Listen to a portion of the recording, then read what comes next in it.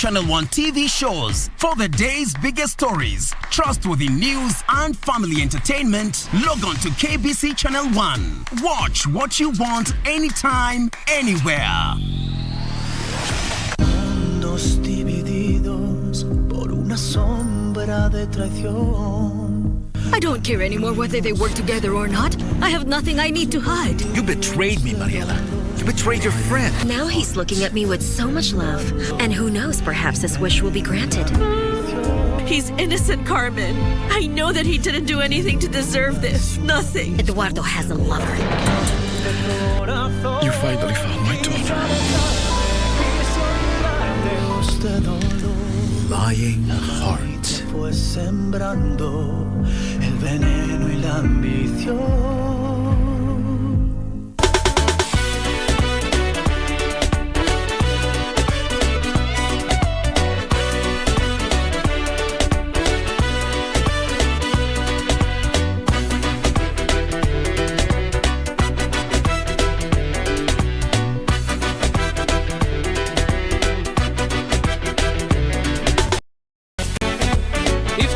FM ilayska umada.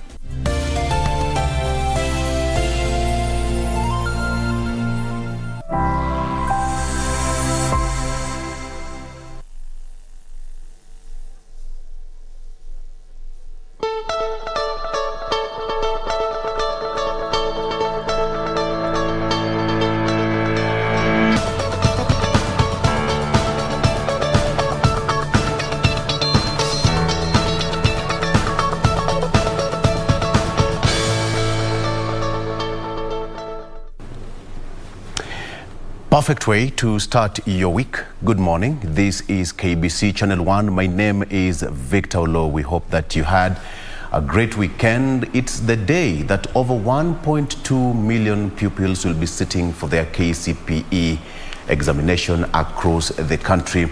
Of course, this comes at a time when the education calendar was disrupted by the corona pandemic, but then everything will soon come to a close and we'll go back to our normal school calendar. While that is happening, we wish all the candidates the best in the exam. This takes us way back into the years when we also sat for the papers. There's nothing new under the sun. I know most students are not watching this program, but remember that we are with you as you sit. But then, many stakeholders across particular regions in this country, more so in the Rift Valley where there are chaos and conflicts there. The government said that everything has been put in place to ensure that all the pupils will attend to their papers effectively. But then, something is happening. Have you ever noticed that the price of refilling a gas has gone so high? A majority of people who use the 6 kg cylinder will have to pay more than 1,500 shillings to refill. So you can imagine. It's flashed here in the papers. I will tell you why. But Ruby says that it's because of the conflict between Ukraine and Russia. So tough times ahead. But anyway, we have got a good show lined up for you. Good morning, ladies. Good morning. Good morning. Starting with you, Jane. How are you? I am well. Perfect. Absolutely thrilled to be with you this day. Thank you for choosing to start your morning with us here on KBC Channel 1. As always, we have a beautiful show lined up for you. I am Jenny Boy, and Victor, you are rightfully putting it. This is something in regards to the heightened petroleum product prices. It is something that was actually warned by experts a while back, so we'll be looking at how that will play out. Welcome once again, Doreen. And a beautiful morning to you. I mean, it's tough time. There's a day that Regina said if in your house you have 5 liters of cooking oil, then wewe unafaa utuambie wewe unatoka wapi. But yeah, it is. You just brace yourself because sometimes it's barely so much you can do as a Kenyan. Nonetheless, just as my colleagues have mentioned, we have a packed up show for you this Monday morning on the 7th of March. And on the roads this morning, we go all the way to Kisumu County. Remember that sugar belt that was commissioned by the president mid-2021? Yes, that is the Kisumu Muhoroni Mamboleo Road. So this morning, we look at that and the economic benefit that that particular route has and why it has become so necessary to rehabilitate the entire stretch around that area. That will be your focus this morning. Many thanks for making time. I'm Doreen Arange Okelo. Regina. Good morning. Being March 7th, 2022, the day that 1.2 million candidates are expected to sit for the KCP exam.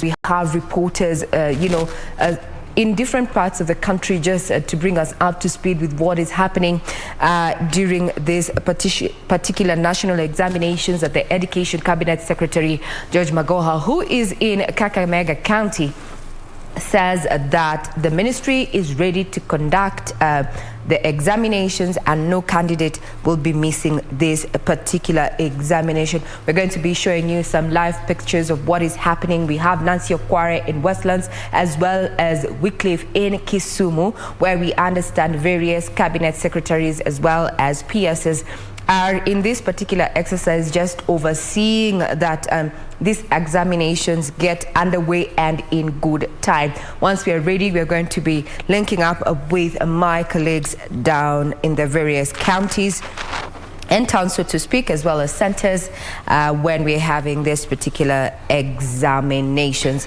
We want to wish all the candidates who are going to be writing their beginning today all the best of luck in the examinations, just looking at, where you're from and, the transition from 844 system to CBC. Now we will be bringing you the live pictures when we are up and ready. And also we have so much lined up for you in as far as news is concerned, looking at the political matrix and what has been happening over the weekend, as well as matters of crime and what others would say is a way to silence Manchester United there. Yesterday we were humbled by that game against Manchester City, but nonetheless, viva Manchester United. The truth is we need to pull our socks. Now, remember, further details are still available on our website, that is www.kbc.co.ke, and our official station handle, being KBC Channel 1, is open to your feedback. Without further ado, let us look at those stories that have been making headlines in the last 24 hours. Now, an estimated 1.2 million candidates are going to be sitting the Kenya Certificate of Primary Education examinations today, and the exercise will be preceded by the opening of exam containers at 6 a.m. this morning by various senior government officials across the country. We're expecting live footage, but this is what Moki compiled ahead of today. 8 pupils will finally put pen to paper beginning Monday in the first of 2 national primary school examinations lined up this year. The Ministry of Education is hoping to ensure a seamless exercise, which will begin with the opening of exam containers by various government officials at 6 a.m. countrywide. 1,225,693 candidates registered for the Kenya Certificate of Primary Education examinations. Earlier this week, the Ministry of Education said all measures have been put in place to curb cheating and ensure the protection of candidates writing their papers in volatile areas. Now, that was yesterday. Let me show you what has been happening from 6 a.m. at Westlands, where Nancy Okware has just been keeping tabs on what is happening, especially, the rollout of these particular examinations. We understand PS Kibisho is already there. However, reports also coming down from Westlands sub-county there. As you can see, that is the exercise underway there, the opening up of the containers there, supervised by various senior government officials. The PS is down there, that is PS Interior Kibisho there.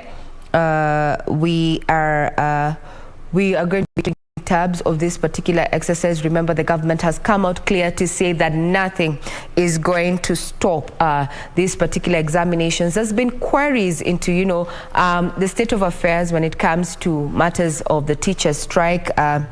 The notice that they had issued. There's also the issue of insecurity in various parts of the country, in particular Baringo, Kerio Valley area, and the leaders coming out to say that this needs to be looked into so that those children are not disadvantaged owing to the insecurity. Now, taking you away from Westlands at the DCC, we take you to Kisumu, where the exercise, the opening up of the boxes, or rather the containers, is underway. We have Wycliffe, who is bringing us those live pictures from Kisumu County.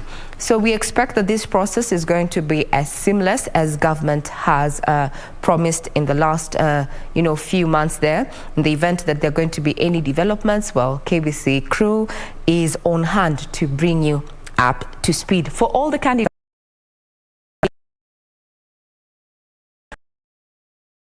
the very best. Remember, our communication lines are open on Twitter at KBC Channel 1. You can see a majority of you have already gotten online and are sending the best of wishes to various candidates that they know. Let me take this opportunity to also follow that through. We have Faith Keaton, Jeruto Chebiwo, and All Bethany Brighter Academy from Elder Maravin, all the best. We also have Madam Grace Morara, the director of Prince of Peace Junior Academy, wishing the candidates all the best. We have Pauline Wasonga from Thiwa Primary, all the best in the examinations today. Tiny Jackton from Kimalel Primary School, all the best as the city exams. Grace Morara from All of Peace Academy, as well as Tony Suleiman from Atela Primary, all the best as you sit your examinations, including all the other candidates that are going to be taking their exams beginning today. Now, moving away from matters of education, we cross over to matters of security, where investigations into the gruesome murder of a 66-year-old businessman in Juja, Kiambu County have commenced. Sudhir Shah, the director of Ndarugo Plantations, was reportedly shot twice near the plantation in Juja on Saturday by unknown assailants aboard a motorbike. According to detectives, Shah was in the company of 8 other people when he was shot dead. It is here where the late Sudhir Shah was shot on Saturday at midday, a few meters from the Ndarugo Plantations, where he is the director. Detectives have so far cordoned off the place as investigations into the attack begin. Shah is said to have been in the company of a fellow director and 7 other team members of the plantation, whom he had convened a meeting with before the incident. Later they came where we are studying for further deliberations, and in the process a motorcycle appeared with 2 passengers. One of the passengers was armed with a pistol. One of the officers who was accompanying the directors engaged the attackers. A fire exchange ensued, and one of the directors was injured. Shah, who was the only one injured, was immediately rushed to hospital in Thika, where he unfortunately succumbed to grave injuries. Statements were documented from the witnesses, and the investigations are going on to unearth what exactly transpired and to bring the suspect to face the law. Detectives say it is still not clear who the attackers are, neither the motive of the shooting. We have involved various sections at the DCI headquarters. We have the ballistics, we have the homicide unit, we have the crime scene investigations. We also involve the Crime Research and Intelligence Bureau, as well as the investigation branch. The investigation team has, however, urged members of the public to volunteer and share any crucial information that may assist in unearthing what transpired. Tabs on that. Now, the owner of the collapsed building in Kinol, Kembu County, has been given 24 hours to demolish the structure. The building caved in and leaned onto an adjacent residential apartment on Sunday night, forcing tenants to evacuate for safety. Now, the National Construction Authority says it has launched investigations into the near tragedy to ascertain whether rules were followed in the construction. It was meant to stay up 5 stories above ground. But now an adjacent pillar in providing a temporary shoulder to lean on as the owner scrambles to beat a 24-hour ultimatum to bring it down block by block. Our team of engineers from a multi-sectoral team of engineers from the county government, the National Building Inspectorate, the Engineering Board of Kenya, and the National Construction Authority will be supervising that process. It is a sight that has become a commonplace in the region. Nisikia mgurumo. Nikashindwa ni nini na guruma, nikajaribu kufungua gate kutoka nje, nikaona vumbi. So kuangalia nikaona kama vumbi ikawa ni kubwa, vumbi mingi sana. Sasa sikuelewa ni nini. Just months after yet another building came tumbling down a few kilometers away. According to initial investigations, the building had a weak foundation and the materials used didn't meet the requirements of putting up such a monstrosity. What I've just seen just from eye, it has to be an issue with foundation and even the columns.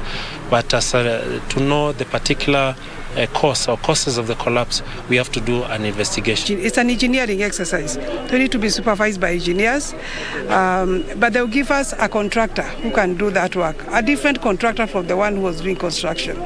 And we are going to supervise the works. Authorities say they will seek to establish what caused the building to collapse. Most of the developers do not have engineers with them, either through the design process, where they just get some people who stamp, some rogue engineers who do stamp and they approve drawings and are not involved in the supervision, or they disengage the qualified and properly registered engineers.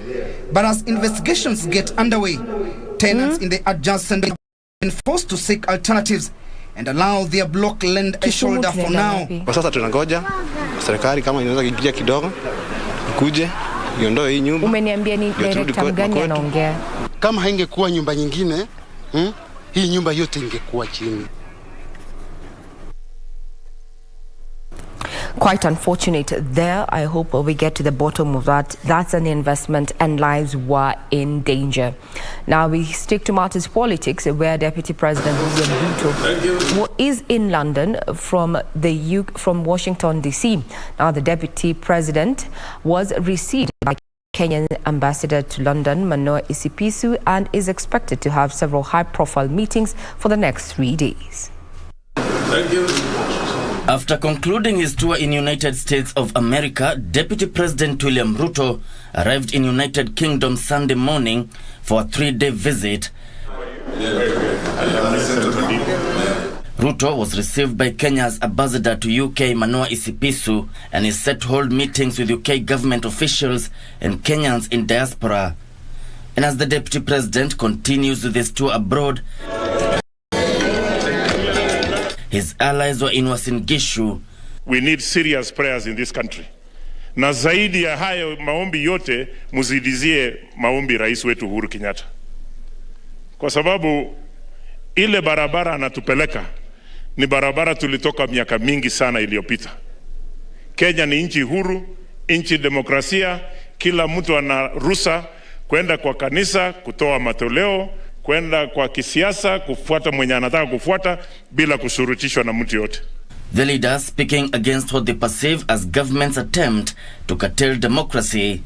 We are watching what we are doing and we will march you head on. Kwa sababu tutalimana na nyinyi na afadhali tuambie where we are takes. It is not that you will beat us in an election.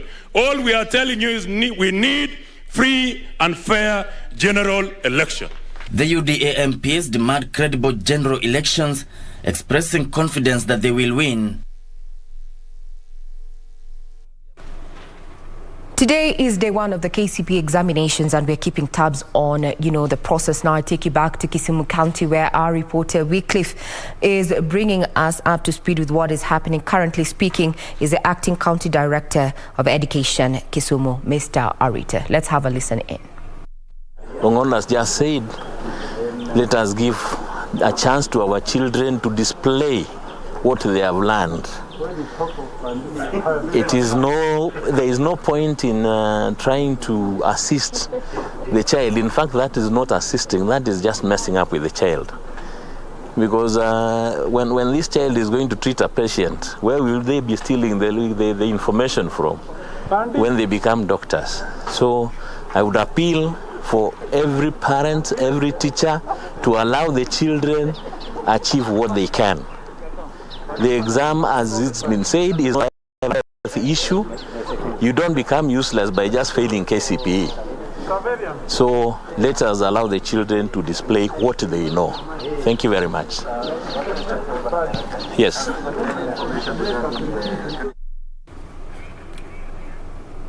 Now from Kisumu County, there where the Acting County Director Kisumu, Mr. Arita, was addressing issues of, cheating. We take you back to Westlands. Let's have a listen in where Nicholas Mayo, the National Chairman of the Parents Association, is speaking. They don't do the exams today or this week or this month, then I know that there will never be a special examination for them. And I know examination in Kenya is very important for our children. So we are still calling upon the security agencies, especially in those areas, Baringo, Tegerio, and Lamu, to see to it that all the children and the teachers are provided by the security agencies. Well, malpractices is something we've always been saying it's a matter of the past. Ministry is prepared to tackle that issue? I think this year, 2021, we will not have any cheating because malpractices has been there since maybe the last time we had was 2016, a bit of it 2017. But 2021, from 2017 going forward, we've never had any cheating. If there is, very minimal. But I know that this time around we will not have any problem.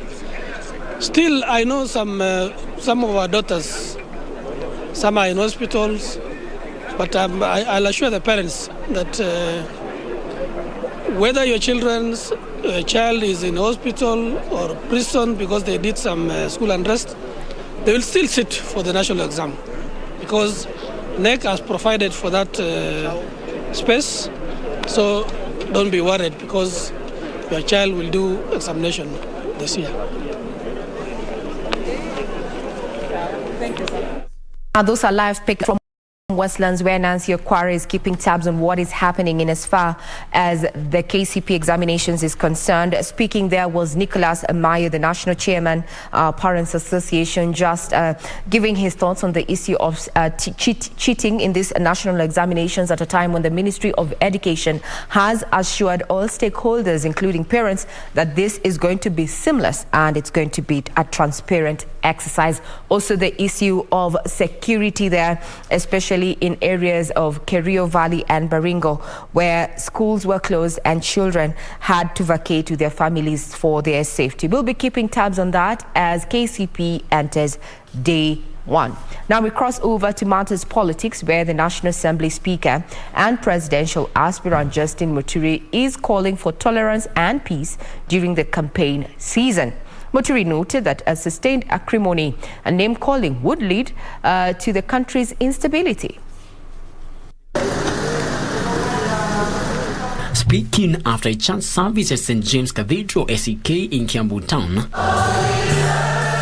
Democratic Party presidential flag bearer Justin Muturi said it was unfortunate for leaders to publicly quarrel at the expense of those who elected them into office. Naamini kwamba ni vizuri tuwe na taifa ambalo linahubiri sana heshima kwa kila mmoja, na nimesema mara kwa mara, hata kama sehemu hii tunaita ya Mlima Kenya, tafadhali tuwe watu ambao tunaangazia peace na unity. This comes as Supreme Council of Kenya Muslims SUPKEM has called on political leaders to shun negative political rhetoric that can divide the nation and lead to violence. We call upon the state institutions, including IEBC, NCIC, and the Office of the DPP, and the DCI to spotlight perpetrators of hate speech and take firm and appropriate action in accordance with the law. We call upon the President of the Republic of Kenya as the head of state and a symbol of national unity to ensure that the country remains united and ensure peaceful transition. Hatutaki tuyarudie hayo mambo tena. Kwa hivyo, tunaomba wananchi wote, hasa vijana wetu, wasitumiwe na viongozi wa kisiasa. Elsewhere, the Service Party TSP leader and former Agriculture Cabinet Secretary Mwangi Kiunjuri, who is eyeing the Laikipia East parliamentary seat, has said his party will enter into coalition with other political parties after the August 9th general elections. Sasa tumekaribia uchaguzi na wakati huu tunataka kujipanga kama chama cha TSP na kupanga wafuasi wetu. Manake kuna mambo ambayo lazima tuzungumzie kabla ya uchaguzi kufika na kupeana kura zetu. Meanwhile, a section of community leaders in Siaya County have accused veteran politicians from the area of clinging to elective posts and hindering the possibility of the young generation venturing in leadership. Kila mara katika kaunti ya Siaya kumekuwa na viongozi wenye wamekula chumvi kidogo. Si kwamba ni wabaya, bali tungependa raundi kijana tuongoze ili tuone manufaa ya vijana pia, na pia mahitaji ya vijana ishughulikiwe vilivyo. We really acknowledge his past political contributions to the people of Siaya County. Nevertheless, we do urge him to pave way for young and energetic leaders, since this will also give the youth hope that they can also be tomorrow's leaders. From matters politics, let's take you back to Westlands, where PS Interior Engineer Karanja Kibisho is addressing the public on matters KCP. Schools, because we have a security meeting this morning. To see that I can go to Nairobi Primary. What's your assurance to the parents, especially in Baringo County, that be facing the insecurity situation? Just an assurance to the parents that it's all systems good. Yes, I think we have quite a number of places that of late we have seen some insecurity situations. One of them, of course, is around Baringo, the Kerio Valley Belt. We have seen some insecurities in Isiolo and a bit of Meru that neighbors Isiolo. But those are issues that the Ministry of Interior is dealing with every day. What we are doing is for counties like Baringo is to ensure that at the school itself there is enhanced security in each of the schools. It's unlike here where the security officers just escort and they don't necessarily have to keep guard the whole exam period. There is a lot of escorting of students also when the security agencies are called upon to just ensure that the kids also have safe movement between their homes and schools. But really the enhancement of security around those areas is a matter that is high on our priority. Good. Thank you very much.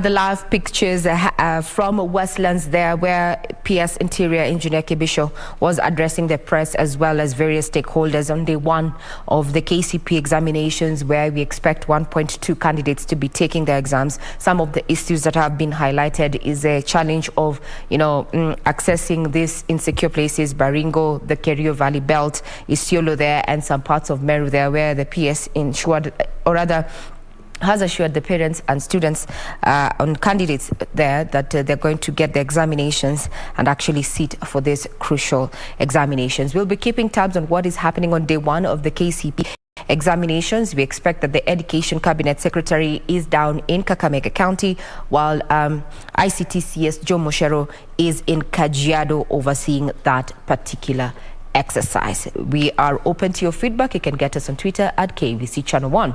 Now, away from matters of education, let's cross over to the sporting arena, where President Uhuru Kenyatta announced that the government will sponsor junior amateur golfer Mutahi Kibogo to the Sudol Open scheduled for May in Belgium. President Kenyatta was speaking at the Muthaiga Golf Club during the award ceremony of the 2022 Magical Kenya Open.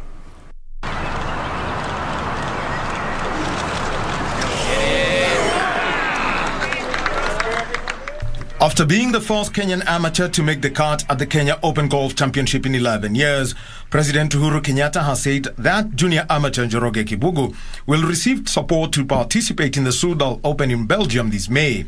Speaking at the Muthaiga Golf Club during the award ceremony of the 53rd Magical Kenya Open, the head of state added that the support will not only cover Kibugu's cost of the event, but his training program. We will sponsor him to go to the Sondal Open in Belgium,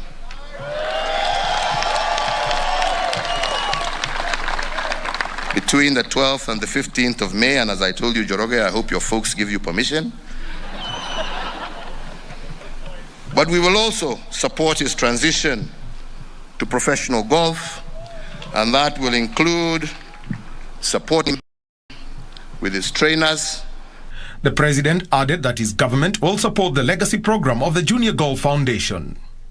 And as a government, and in appreciation of the sterling position golf has assumed in our society, and also to motivate our legendary and budding golfers, we have been setting aside close to $2.5 million every year towards organizing these world-class events and supporting the prize purse, and this we have done for the last 5 years.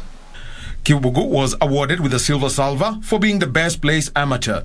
He carded a final round of 6 over par 77 for a total of 2 over par 286. Couldn't get anything going. Putts weren't dropping. Had unlucky breaks on 1 and 10. Was right next to a root and then next to a tree. But the fans were amazing. I appreciate everyone who came to watch, and I'm grateful. Ashun Wu of China won the championship. Final round of 6 under par 65 for a total of 16 under par 268, whose previous rounds were 69, 68 and 66. He walked away with a top prize of 297,500 euros, equivalent to 37.3 million shillings. He also received a trophy and the winner's red jacket. It's not an easy course. I mean, it's a tough course. You have to find a right way to play and keep the ball on the fairway and find the right side to keep your ball on the right side, and you might have a good chance. Otherwise, it's tough. Meanwhile, the government has committed to keep the Magical Kenya Open as a DP World Tour event for another year, with the 2023 tournament slated for Muthaiga.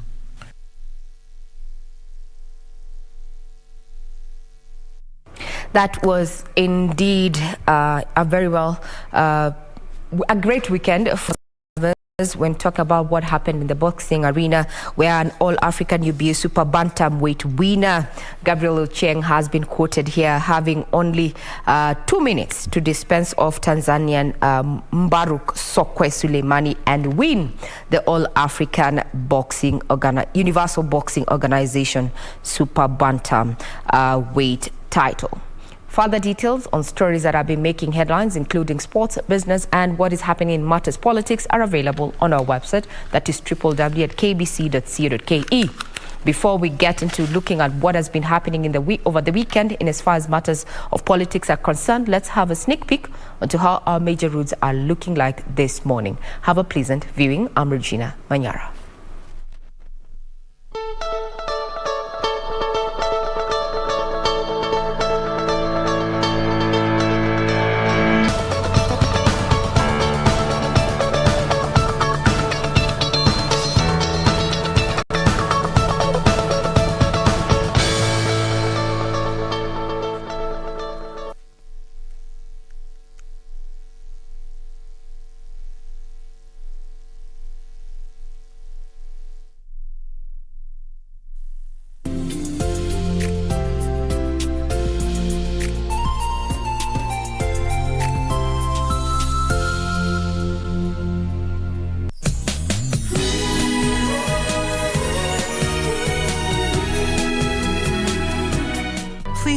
charges against my brother.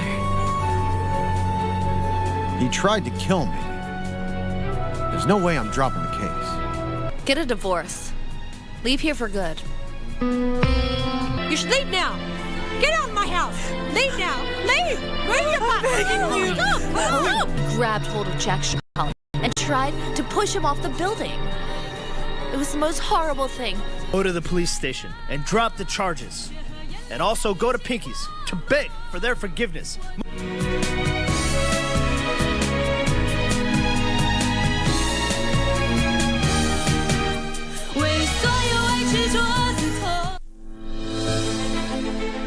Are you an aspiring candidate in the upcoming general elections? Do you want your agenda and manifesto to reach your voters effectively? At KBC, we have the most comprehensive and credible online platform that has profiles of all prospective candidates. Log on to www.kbc.co.ke/2022 aspirants and let Kenyans know more about you, your past achievements, your manifesto, and your development agenda once you get elected to office.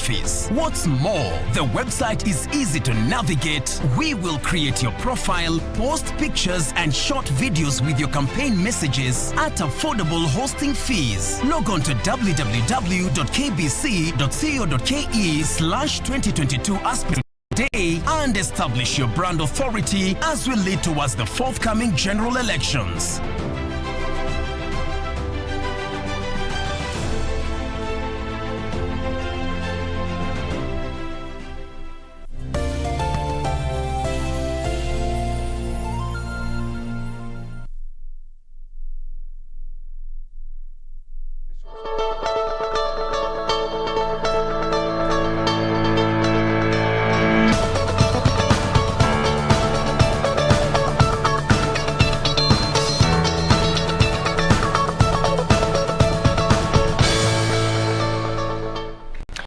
Six minutes past 7 a.m. Before we start on our first conversation this Monday morning, how about we look at that sugar belt? I'm talking about this particular route.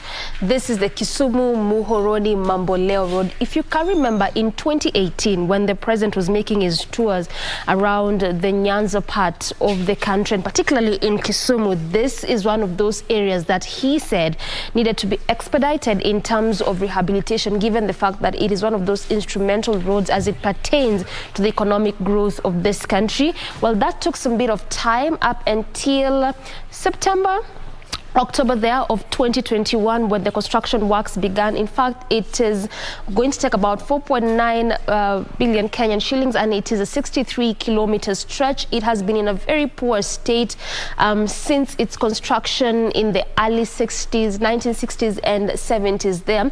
When it comes to its impact, it's simply because it really aids a lot in the transportation of sugar, hence termed as that sugar belt from areas around Nzoia coming all the way to particular areas of Kisumu, Mamboleo, Muhoroni, some parts of Nandi as well. So this is how the area is looking like, given the fact very well that construction process already began. Like I mentioned, it started in September of last year. They haven't really quite put a specific time as to when it's supposed to be complete, but all we know is that it's still underway.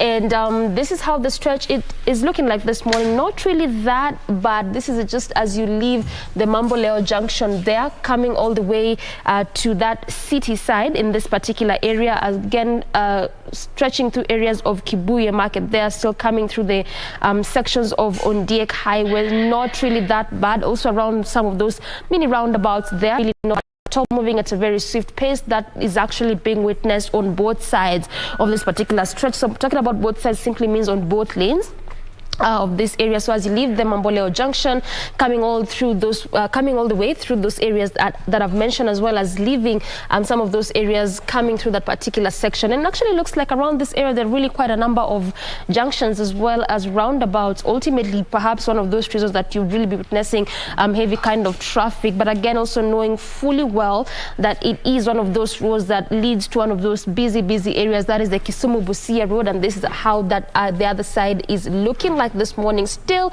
not really that bad. Part of what has informed us checking on this route is just simply because to try and track and see how that entire construction process perhaps could be affecting or impacting traffic altogether. If we might need to look at alternative routes, perhaps for our viewers coming from areas around, we need not do that, at least for now, because majorly on most parts along this entire stretch, there's barely any kind of heavy traffic, just in some sections, particularly in some of these roundabouts, because like I mentioned, there's really quite a number of them, not one of those major roundabouts, but there's just quite a number of these roundabouts here. And again, you know, part of what you would perhaps be expecting to see every kind of traffic, but that is not the case. In between, actually the stretch in between the Kisumu-Busia road, that junction, or particularly that roundabout, and this other roundabout, just around this side, is where there's a bit of traffic, but altogether manageable kind of traffic, well characterized by that orange color there, which is a clear indicator of that.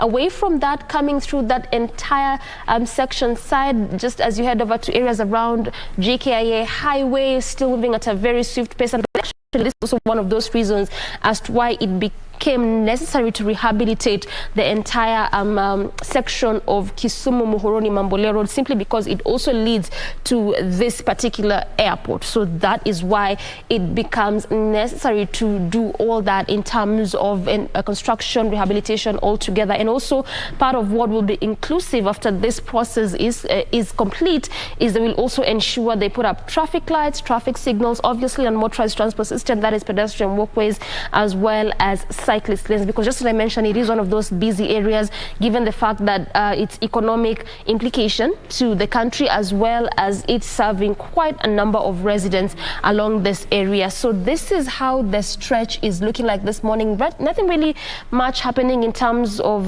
traffic, particularly heavy kind of traffic, because majorly on both sides or on major parts along this stretch, moving at a very swift pace. And like I mentioned, that also continues up until the JKIA Highway, and also mostly some of those roundabouts that get to branch off that major junction. So that is how it is looking like this morning in terms of traffic. We have just been keenly focusing on one of those very instrumental roads around Kisumu area, and obviously up until that construction process is complete, given the fact that it began in September, it will obviously be one of those roads of focus. Try to see how all this will be affecting and impacting traffic altogether.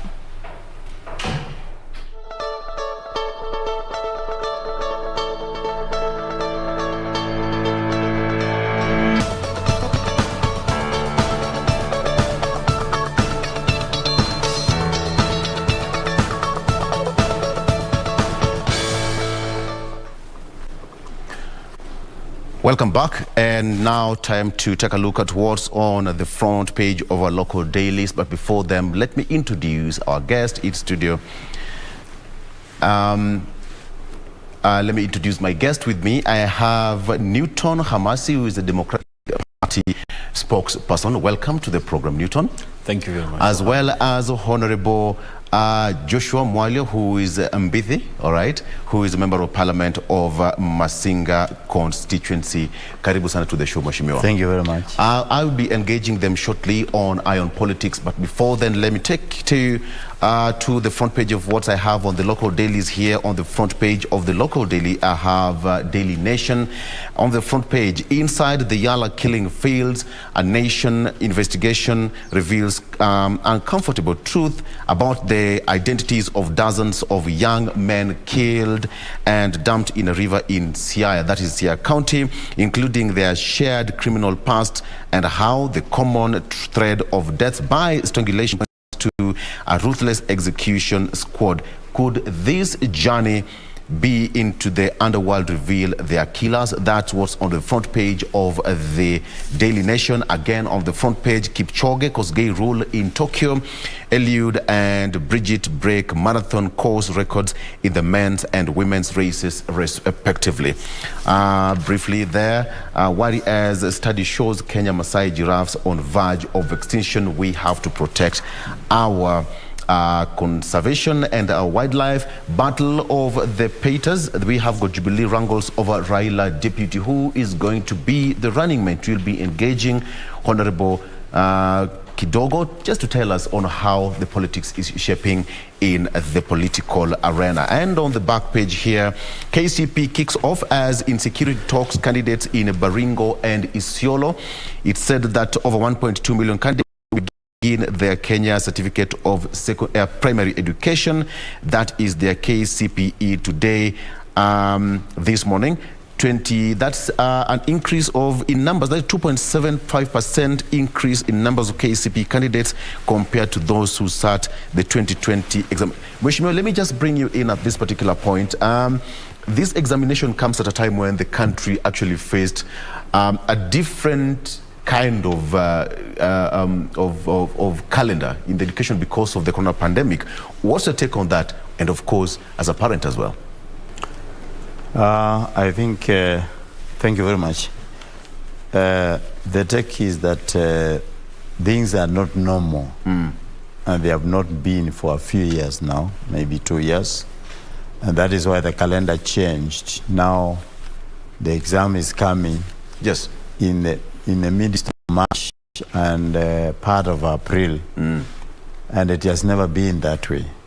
But you see, these are not the normal times that you have been, then the calendar changed so that we can catch up with the normal calendar. And that is why we are doing the exam, and Form 1 is starting in April again. Yes. Which has never been.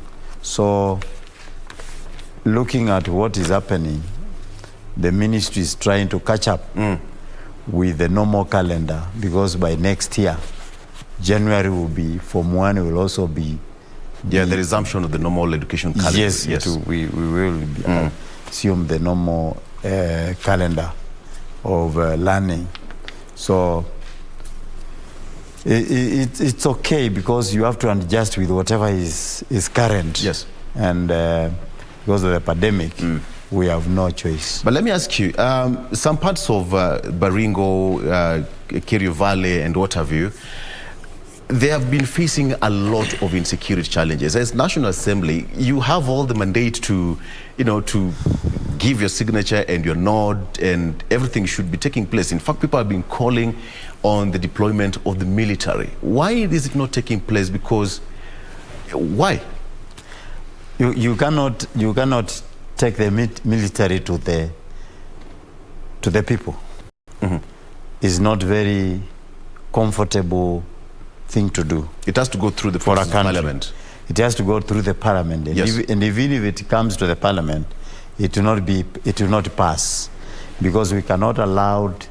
Military are not. They are trained to prevent the war and to fight also. So the normal police, the regular police, are able to contain the insecurity. If they are able to contain the insecurity, why the military? So it cannot be allowed to happen. Military is allowed in Somalia, but not within the country itself. The extreme that can go is that the JCU can be allowed. Yes. But not the military. Yes. Okay. Newton, at this particular point, again, let me also rope you in. Students are kicking off their examination. It can also remind us way back in the days when almost all of us went through the process. Perhaps your chance to, wish them well as well. Sure, thanks so much. And mine, on behalf of the Democratic Party and our presidential candidates, we wish all the candidates who are sitting their national exams today. Yes. I know it has been a tough season. It has been a tough period for them as our young kids and children. We wish them nothing but the best as they sit for these exams. We have had them having a very tough time when it came to last year, COVID, and then we had a series of schools burning down and all those cases. So from where we sit, we wish you guys all the best. Know that nothing is impossible. go for it, be determined, and everything is going to be fine. Absolutely. Yes. Okay. On the front page of the Standard here, tight contest reverses roles for Raila and Ruto. When ODM leader was in opposition, he complained about rigging while Ruto defended the results. Now the shoe is on the other foot. The Ruto of today sounds like the Raila of yesterday. Newton, the front page tells of a different picture, and we can also reflect what the Deputy President said while he's on the tour of the US. Yes. The rigging claims. Yes. So the shoe is on another foot altogether. Okay, on that one, basically, what I will say from where I sit is, one, you know, as a country, we are used to passing laws that sometimes are not favorable to the other side. When you are inside the house, you throw stones, forgetting that someday you will be somewhere and stones will be thrown at you. Yes. Whatever His Excellency William Ruto is talking about is really a serious concern, because as all politicians in this country, those who are seeking elective politics, elective positions, of a free and fair election process. Failure to that, we are going to see a country of chaos that we will not wish to go back to. So from where we sit, we see it's a concern, and the relevant bodies are supposed to come out strongly and assure all Kenyans that when it comes to August 9th, you will cast your vote and your vote will count, and nothing is going to interfere with that process. Because the moment we have interference, because William Ruto is not a small boy from a village in Sugoi to just come and claim put such claims, especially from the United States. I wish he made those statements here, because this is our democracy. He has been making them while platforms. The funny thing about him, while here, he was making comments that nobody can steal his elections. He was so blatantly comfortable that he is going to ensure that his votes are protected. But you see, voter protection is not his mandate. He's just a candidate for election like any other person. Yes. So there are bodies that are put in place, like IBC, the police service, who are supposed to assure all aspirants, not only the Deputy President, but even Justin Muturi, who is vying on Democratic Party, he needs to be assured of safety of his votes. Because come August, the person who will have more votes is the person who is going to be declared. Let's say if they vote for me as Newton Hamasi, and more at the end of the day, 50% plus one. Exactly. So you see, the plus one is so critical. You remember back in 2013, the president won with very few votes, almost 8,000. You see, if someone cannot assure you of protection, one vote can be very critical. Because I remember back here in campus, when we used to do the student politics, you find you're winning with one vote. One single vote, and it makes a difference. So if it comes to a state of where a country, we are not assured of that security of the vote that we are casting, then it's something that as a country we need to be worried about. But I believe the relevant bodies are prepared. And of course, IBC Chair Fletcher Bukati said that he's going to investigate the DP's claims while he's on his tour. But again, as Chebukati does that, you know, this country, we are subjected to investigations without no results. That is the procedure. Then you see, yes, but every procedure has to have an end. We can't just be moving around left, right, and center saying, "Oh, we are doing investigation." So if he does the investigation until 2023, and there's no conclusion, and the elections is happening in the next 5 months, what happens? We are going into an election without certainty. All right. Yes. Mheshimiwa, tight contest reverses roles for Raila and Ruto now. Yeah, you see there is a day for everybody. And this is the day for Ruto now. Yes. Because he has been on the other side, whereby he has always thought he is the winner. But now things are changing. The tide is now changing. So he has to keep on crying so that you can tighten the stealing of the votes. But there is no stealing. It's just a cry to be able to seek some sympathy votes so that people can sympathize on him. But this is not the time to cry that. it is time to campaign and make sure that you win with the landslide so that no votes can be stolen, right? Yes. So I think these are just allegations which are baseless. We are still very far. Who has started planning to steal at this point? There's nobody. But Mheshimiwa, that's what usually happens. My presidential candidate, Kalonzo Musyoka, His Excellency Kalonzo Musyoka, is not saying that the votes will be stolen, right? And he is in the race. So why should you keep on saying this as the DP? And he has been having the machinery, so he knows the system. So he is just crying because he is seeing things have now started catching up with him. You know, he was running alone for almost. Yes. When you play in a football field alone, there is no goalkeeper. So you keep on winning. Yes. Now it is the time the goalkeeper. The other opponents have now come to the field. The goalkeeper is there. Okay. Now, so he has to play his cards well and also to play his football very well. You know, from the way the DP speaks, is like he's taking the position of an opposition leader, trying to pass it to the presidency, but then now one foot in, another one out, being pulled behind, because now with the claims of rigging, taking it to the US, you know, away from our country, and people would say, okay, why don't we just come back and address it here? We have got all the institutions, IBC is fully funded, we have got parliament, you know, the DCIs and what have you, put the claims here.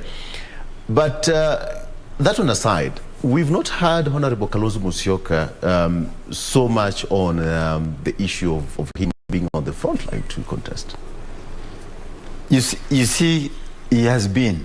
We endorsed him in the NDC. We endorsed him as our presidential candidate. And we have been campaigning. It's you who don't follow us.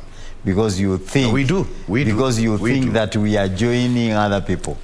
So although we have been negotiating with others, but still is our presidential candidate until the day you will say I am going to be in another coalition and then join forces with others.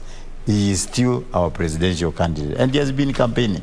Recently we were in Lunga Lunga, we were in Mombasa, and I was there. So it's not a matter of beating your chest that you are in the field every day. There is a strategy that people win with, and the strategy is what our presidential candidate is trying to draw. Don't worry. Okay. Yes, don't worry. We are there. It's interesting because even the Speaker of the National Assembly, who is the presidential candidate of DP, you have not seen him going, but he is in the presidential what? No. He is in the presidential race, although he has not been very active. Newton is not agreeing. That is far from the truth. Right. You see, you can't compare Kalonzo Musyoka with Justin Muturi. Honestly, for the few months that have gone by, we have seen Kalonzo Musyoka being a crybaby, as he has always been. He's not seriously contesting for the presidency. The candidates who are contesting for the presidency are clearly known. Kalonzo is busy. Yesterday, I happened to go through an agreement that Kalonzo entered into with the Azimio principles. Yes. That he just wants to be a deputy prime minister, not even a prime minister. So Mheshimiwa here is misguided by saying that Kalonzo Musyoka is on the ballot for the presidency, because the last time I checked, he's among the people who are still in a divorced marriage back in Can you confirm the authenticity of that document you're talking about? No, it will come out. I'm just saying from where I sit, from our intelligence as a political party, it's an information that happened to come by. Mheshimiwa, can you confirm and that? very soon, my friend here. Can you confirm that? My friend here is not something that my friend here is not even a member. Here in a media house, he's not even a member of Wiper. I've been a member of Wiper for long, and I can say that we have not been able to draw an agreement with Azimio up to now. We are still negotiating. Things are still on the table. where you have read your deputy prime minister, yes, those are your own issues. No, our party leader has not told us anything, and he has said he is negotiating himself, and he's a negotiator. So where did there is no position at the moment for deputy prime minister, not even the prime minister. That is what even because nothing has passed through the BBI process. Yeah? Yes. So what he is alleging is no here or there. No, you see, lisemwalo lipo na kama halipo lingoje laja. We have had these conversations. The other day, Kalonzo Musyoka had already made his step into Azimio until they formed Azimio One Kenya Alliance. Only a day later, when his members of parliament from his region came and went against him and warned him that if he does this, it's going to cause a lot of repercussion, is when Kalonzo made a very quick U-turn. The other day he was in Uganda. What was he doing in Uganda? To be honest, Mheshimiwa, what was he doing in Uganda? Here we are discussing about national issues. You get me? And there are critical things. You cannot leave the country when you are negotiating. No, why would they go to negotiate as One Kenya Alliance with His Excellency Museveni from Uganda? They need to focus on issues of this country because, honestly speaking, if you look at what is happening in Ukraine and Russia. All right, just hold on, Newton. Allow me to take a break because at the end of the day, we still need to interrogate further that claim of that position they're talking about that the Honorable Kalonzo Musyoka is trying to negotiate about, and much more in terms of looking at what's on our front page of our local dailies. Let's take a break. We'll be right back with more.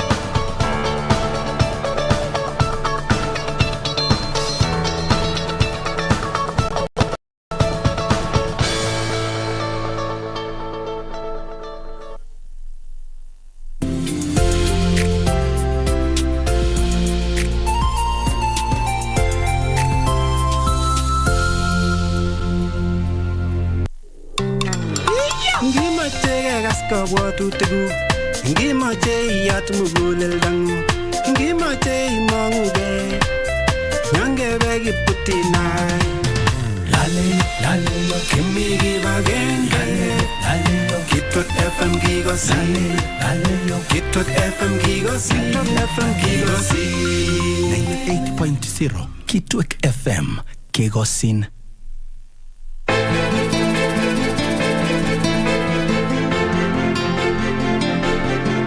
Na kuomba umtalikilea. Madam Kate. Hakikisha ukija mtute asijue kwamba unakuja kunioa. Toka wapi, mbona ajificha? Wewe kwani umenitafuta huko tumenikosa? That's a white lie and you know it. Nimechoka na uongo zako.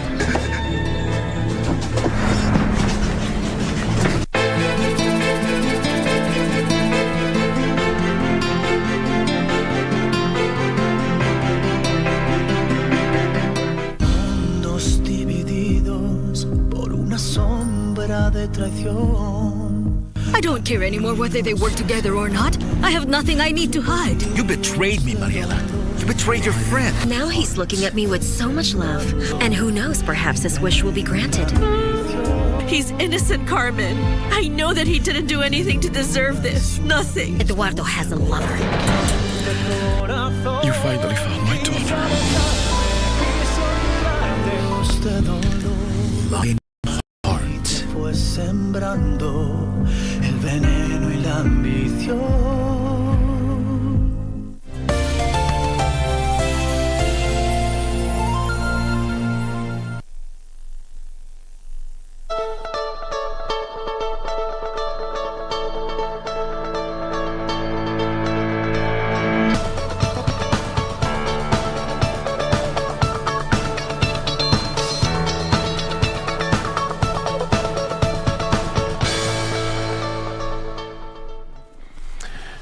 Welcome back. Now let me take you through on the front page of the Star newspaper. On the front page of the Star, puzzle of 650 million shillings wired to girlfriend. This is from the Belgian crypto dealer, lavishes Kenyan girlfriends and relatives with millions of shillings. Details briefly. Raila flies to UK for a 5-day tour soon after Ruto returns. He will be leaving next week. EACC wants Waiguru Kuria to face fresh graft charges. Anti-graft detective have now asked the DPP to charge Kirinyaga Governor Anne Waiguru and Gatundu South MP Moses Kuria in separate corruption cases. One, they say that Waiguru is defending her seat as governor, while Kuria has declared his bid for Kiambu governor seat. Now, there is a story there of traumatizing night after Kino building crashes down. This is not the first scene or the first case we've had here in the city. Now, to that story on the front page, it's detectives now want funds forfeited, allege that they are proceeds of crime. We had this story sometimes back in the past, and now it's here. I will give you more details. Now, briefly, the money wired to girlfriends and relatives. Now, this is according to an illustration. There is one gentleman called Tebi Wambuku who received 144 million shillings, and the lady that we all know about, that is Felesta Njoroge, 109 million shillings. And we have got an unknown person, Jane Wangoi, 44 million shillings. We also have an anonymous person, Sarah Wamboi, whose the details of the amount sent to her is also unknown, as well as Timothy Waigua, who received 47 million shillings. So the Belgian crypto investor and his 650 million shillings gift for friends puzzles detectives. Okay, so Raila will fly to the UK after, that is for 5 days after Ruto returned from a 12-day trip abroad. ODM chief Raila Odinga out next month for 5 days after major political event in Nairobi. Mheshimiwa, just to ask you on this, why the foreign trips now? Is it the diaspora vote hunt? I cannot speak for them at the moment, but there is the diaspora votes. And also maybe their own private businesses. Yeah, you can never tell. You see, it's not yet campaign time. Yes. Campaign official time starts on 30th of May. And this is a warm-up. So when you are doing a warm-up, you can also take a vacation and go rest and put your resources together. And also, you see, these people are going also with their own people, advisors, and they are also going to craft maybe the itineraries, their campaign manifestos, their campaign finances, and many other things. So you cannot prevent anybody from flying out of the country. Because if he sees the ground is secure, he can even go abroad and stay for some time, and nothing changes. And come back and especially the presidential candidate. Is not a must that you do it every day. No, you have other players who are left behind to hold your campaigns and be able to hold your people together. Absolutely. Newton, now they say that Kalonzo and Gideon Moi held lengthy talks with President Museveni, and they're centered on the current discussion and situation is the situation in South Sudan, and particularly the planned retreat between President Salva Kiir and his first Vice President Riek Machar. That's what's on the Star here. What actually the two leaders discussed in Uganda when they had their meeting with Honorable Museveni, President Museveni. So the allegations you're trying to say that, what are they doing in Uganda? Now you've been answered. You're still disputing that. This is for the media. This is for the media. What is it that we don't know about? But from the politics around this travel will be revealed very soon. You know something that we don't know about? It will be revealed very soon. I will not be the person to reveal it, but it's going to be revealed very soon. Okay. Can I say something? Yes, Mheshimiwa.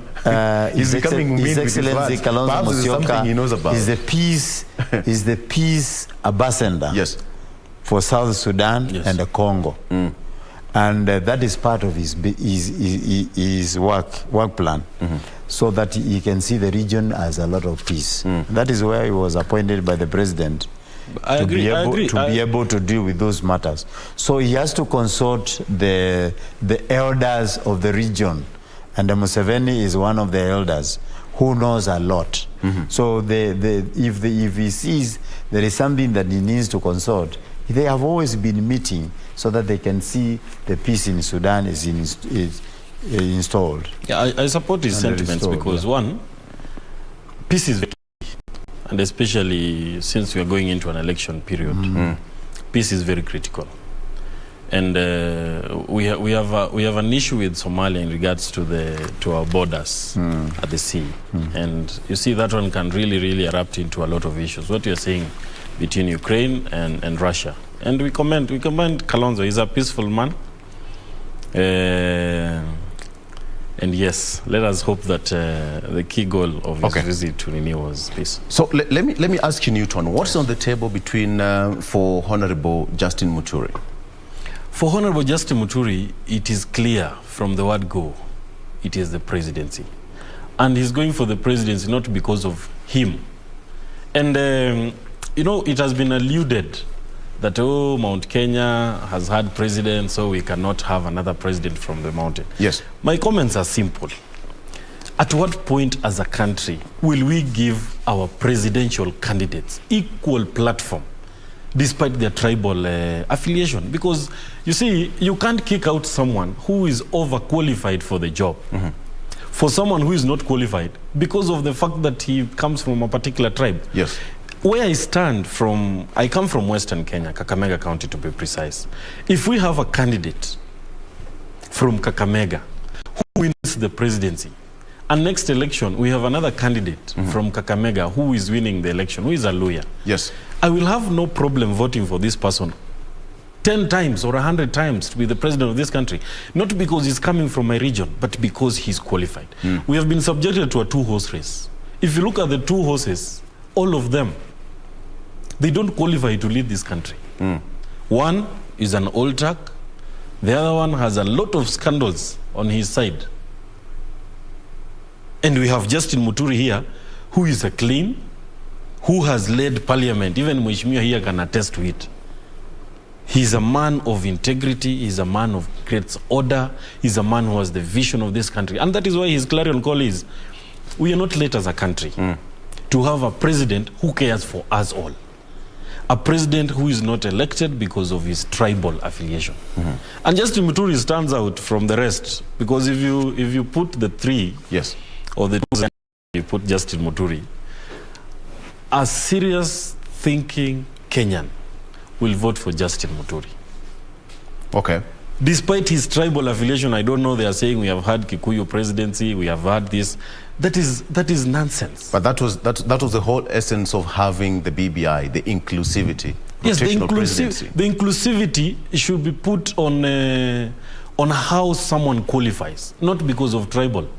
Because you see, we can't keep saying, oh, because the Kalenjins are many, they have to come. The coalitions are surrounded around, they are put around the numbers that people come from their regions. Yes. You get me? That is something that we need really to close that chapter and form coalitions that are oriented, are development oriented.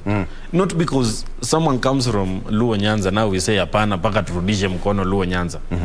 That is nonsense. We need to have a Kikuyu president whose impact is felt in Busia, whose impact is felt in Northeastern, whose impact is felt in at the coastal region. Not a president. I will wish if Kalonzo will be elected president. As a lawyer, I'll be a happy man, because Kalonzo is a lawyer. He's someone who has qualities, who can put this country to the world map. But if we focus on this issue of because I'm Kikuyu, I cannot contest because Kibaki was Kikuyu, Uhuru Kenyatta was Kikuyu. So what? We have had 20-year rule of the Kikuyus. Yes. You get me? And if Justin Muturi is the best candidate to deliver this country, let us not look at the tribal affiliations. That will only be determined at the ballot, because we're just 5 months shy away from that particular day. Yeah, and I believe Kenyans are going to make that rightful decision to vote for integrity. What if you are talking of impact? So what impact can we feel about Honorable Justin Muturi in Mandera? Honorable Justin Muturi in Mandera, he has led the parliament, and he has been at the forefront to at least advise, because he is not actively involved in the voting of resources and all that. But he has seen all these budgets that are passed go through his desk. Okay. For the approval of the parliament. All right. And he understands where the leakages are, where the problems are, and from where he stands, he knows how he's going to handle the issues of Mandera, the issues of the coastal region, because even this week he'll be going to coastal region. Okay. Yes. Okay. Let me take on the last paper here. That's the People Daily. Yes. Raila banks on chosen aid to deliver polls. That's what's on the front page of the People Daily. We have got the quote-unquote the Sky team. Clique of robust and experienced politicians has been facilitated and tasked with not only selling ODM leaders' manifesto, but also to counter any attacks on him in run-up to elections. Who are the 8? We have got Mombasa Governor Hassan Joho, Kitui Governor Charity Ngilu, Narok Senator Ledama Olekina, Muranga Woman Representative Sabina Shege. We have got Homa Bay Woman Representative Gladys Wanga, Kieni MP Kanini Kega, and Suna East Member of Parliament Junet Mohammed, and lastly Embakasi East MP Babu Owino. The chosen 8, Mheshimiwa? You see, every presidential candidate has got his preferred people, and they are sharp minded, I can say. Yes. And they are good politicians. So that is Raila's choice, and we cannot dispute. What I am saying is that given the presidency of Kalonzo Musyoka, yes, he will also have his own sharp minds, which he has already. Who are the sharp minds? No, I'm not going to unveil them. I'm not the one to unveil them. And he will have to unveil them himself. Yes. So, given that he will be in the ballot, and if that time reaches, he will be able to unveil his people. It's running late. But what I am saying, it's not running late. What I'm saying that Kalonzo Musyoka is acceptable anywhere in this country, and everybody wishes that he was the flag bearer this time round. That nobody will reject him. In the Rift Valley will run behind him. The Nyanza will run behind him. The Western will, the Northeastern will also be behind him, and even the Central and the Northeastern. So now for this time, we are arranging ourselves, and this week will be our deciding, our deciding factor. Tomorrow we are going to have a meeting, and we will be given the way forward. So that we can be able to follow the path that our presidential candidate. I'll get into that briefly, because there's so much we need to talk about Wiper Party. Give us the direction. Yes, briefly. So don't worry about the lineup of that is ease. Okay. We are coming up with ours. Okay. Waiting to see that on the front page. Briefly, Newton, let me just finish on the paper here. Exam start amid insecurity and leakage. Claims more than 1.2 million candidates will sit their KCPE examinations test as government puts teachers on the spot over cheating claims. Kenya turns on the charm in classic golf tournament, which ended yesterday, and President Kenyatta was actually there to at the end of that particular event. And China's Wu wins 2022 Kenya Open. The 36-year-old four-time European Tour winner takes home around 36 million shillings prize money and that coveted trophy, the Rhino, right? So that is what we have on the front pages of our local dailies here, starting with the Standard, the Daily Nation, People Daily, and finally we have got the Star newspaper. Yes, Newton.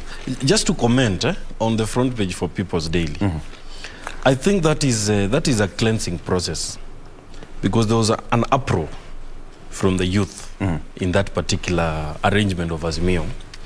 When there's a committee that His Excellency Raila were like, okay, so they were like the SK Majaras of this world, the Kaparos, the Kosgei, the Makao Mutua, the Wycliffe Oparanya, the Anyang' Nyong'os.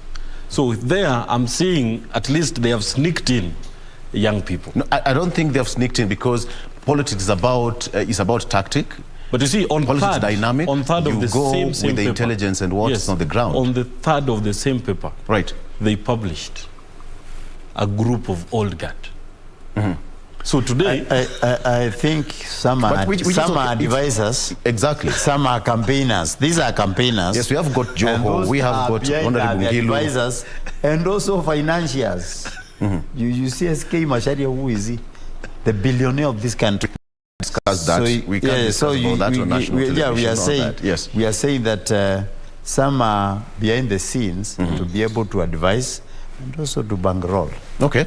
Yeah. All right. So let's wait and see. But the way you're putting it, every politician must put their house in order depending the prevailing circumstance. I agree with you. If that was that, this is now here. Yes. And depending on the advice he was given, and now you have to energize your team. Yes. That's why this team is here. What I'm trying to allude on is it's just simple.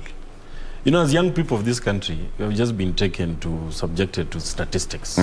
And it is about time that young people stand up strongly and defend their positions in this government, because there's nothing for us without us. And what we are seeing around, apart from Justin Muturi, who has incorporated young tax like myself in his secretariat. Yes. These guys, they are going for the old tax. And that is why we want an alternative apart from these two. And young people, my challenge to them is come out on August, yes, and vote unanimously, so that when we say something about young people, people can sit down and understand and listen to us. All right. Because without that, the next generation of this country will be in okay. All right, gentlemen. So at this particular point, I think that brings the end of what's on the front pages of our local daily. So let's shift gears, and in Iron Politics, what we have this weekend, a lot happened over the weekend, Mheshimiwa. Honorable Raila Odinga was in Ukambani. And it's quite interesting to see what really happened over the weekend, because none of the One Kenya Alliance principals attended that rally. None of the Wiper Party members, legislators attended. Did you attend? Starting with you.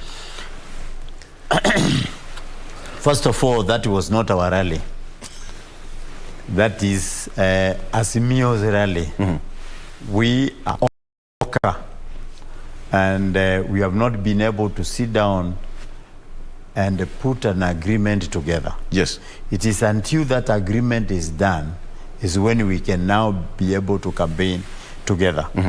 So because that has not been able to be reached up to now, we are still on the table negotiating, and it is until that time. So the Machakos rally, which was there, and Okambane kind of rallies, were purely for those who are in Azimio. What are the and we could issues? not be able to attend ourselves. Yes. Because we were not part of it. Right. Yes. What are the teething issues that Wiper Party is trying to iron out before they join Azimio? Not Wiper Party.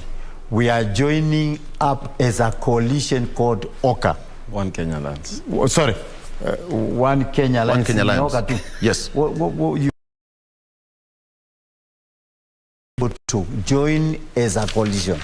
Azimio is a coalition. OCA is a coalition.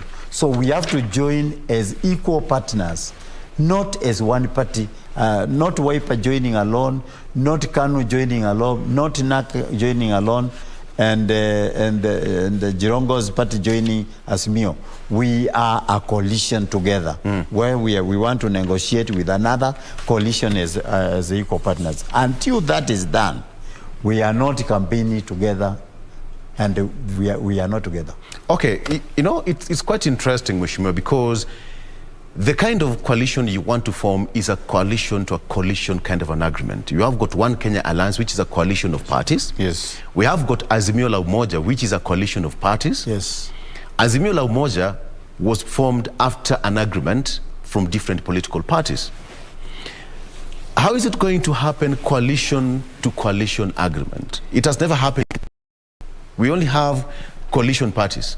Yes. Now, that will happen because we have not agreed as a party, as a Wiper, to join Azimio ourselves. If you join like that, you will become like any ordinary person. But if we join as we have our own presidential candidate, and also Azimio has got his own presidential candidate.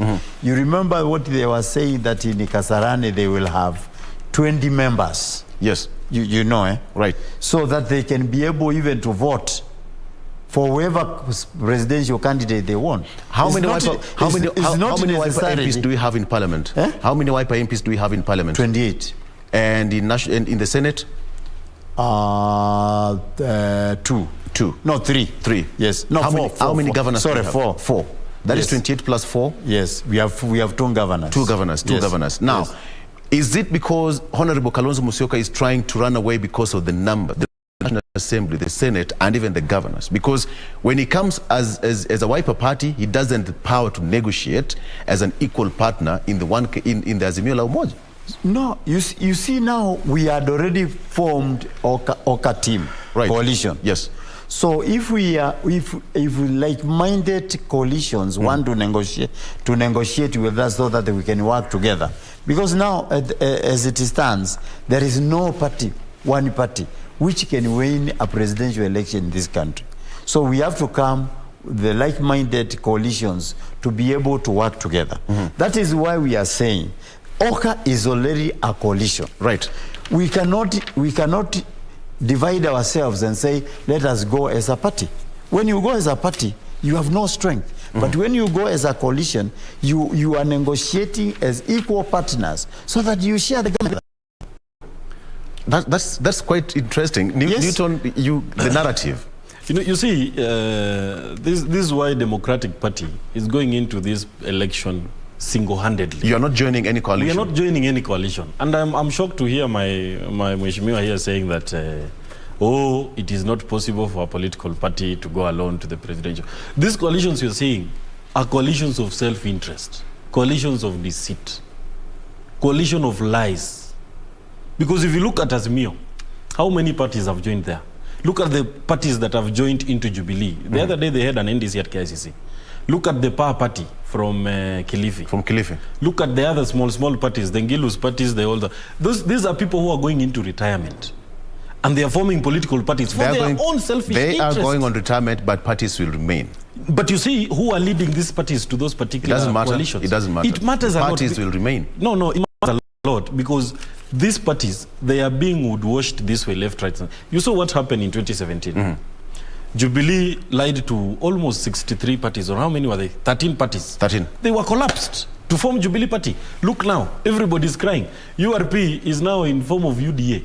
You get me? Right. That's why we are saying these coalitions are coalitions of deceit. And when you talk of party collapsing, yes, I think that is why the issue of political parties bill was put in place, so that you come into a party, but you don't follow your parties. You come as individual parties, but you're still alive in a coalition. But again, I ask, and this is a challenge maybe to the political parties body, to do an audit of all these political parties that are forming these coalitions. You will be shocked some of them are just briefcase political parties, because they have not fully adhered to the requirement of a political party. For you to be a political party, you must have offices in 25 counties. How many among us, the one that, like the one for Power from Kilifi?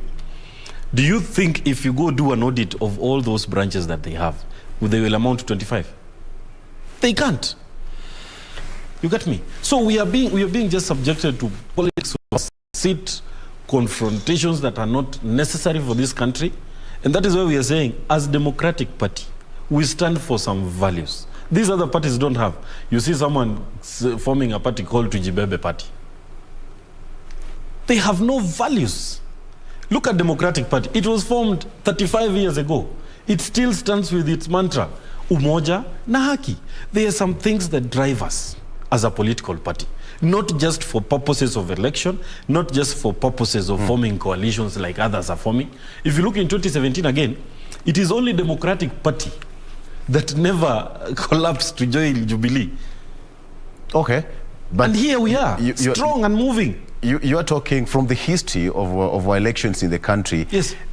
Mheshimiwa, you can also attest to this, that no single political party has ever won an election. You that must is an have imagination. A It is only KANU that was winning those years. It is an imagination. Not now, not these days. Right. Because of selfishness. None can win because every community needs to be represented in those coalitions. Yes. And you can never tell me that we are not a tribal country. We are. And you're proud of it? We are. No, as a member of parliament, are you proud of it? I am not saying I am proud of it. Yes. But that is the truth. But so people want to feel that they belong to the government, and so once their party is represented in the coalition, then there is harmony because we are represented there in our party. I think Mheshimiwa here is guiding the country. So you see, for you to say the DP party is going to the campaigns alone, then it means that you are not carrying the other part of the country together. No, that is a lie. You see, you cannot tell me that if I go alone, I'm not carrying the aspirations of all the community. What I've said is simple. As Democratic Party, we are looking at a country where if Aluya is a president, the person in Makueni can feel the development of this country, because you don't have to be in government through a proxy for you to feel that government presence in your community or in your village. What we are saying is any Kenyan, 47 million of them, will feel part of the government if the government is carrying out projects that are there to the needs of the people on the ground. Like Jubilee government, Uhuru Kenyatta has done amazingly well on infrastructure. People in Mandera can now drive on their roads all the way. We have an expressway here. Do you want to tell me Uhuru is building this road because the people in Nairobi joined in Jubilee? Is that a single party? Yes, Jubilee Party is a single party. It's not a single party. It is a coalition of parties. It is a coalition of parties. Jubilee Party. It is a coalition of parties which is represented by the small parties. Right. In that coalition. But you see, the lies you guys are instilling in people that we cannot achieve unless as a community we are put in government through this political party. That democracy has not yet grown to that extent in this country. There is no such a democracy in this country. Okay, we are still many years behind. Okay, no, we will still grow it, but not now. At this particular point, I think I'm not going to stop them. Let's just take a break, even when they're still talking. It's 8 on the dot. Let's take a break. We are going to continue with more after this. Stay around.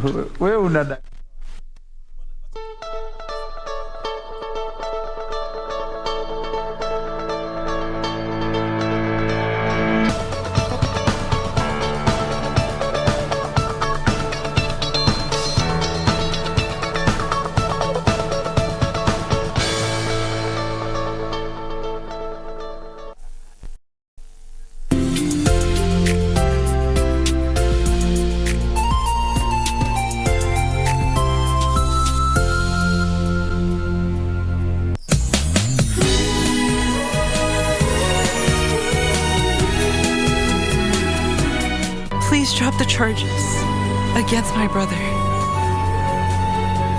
He tried to kill me. There's no way I'm dropping the case. Get a divorce. Leave here for good. You should leave now. Get out of my house. Leave now. Leave. Where are you? I'm begging you. Go. Grabbed hold of Jack's shirt collar and tried to push him off the building. His Excellency Raila Amolo Odinga. We don't know about that. So we don't know about now. That. It has now come out. You can now read and understand that the two gentlemen had an agreement.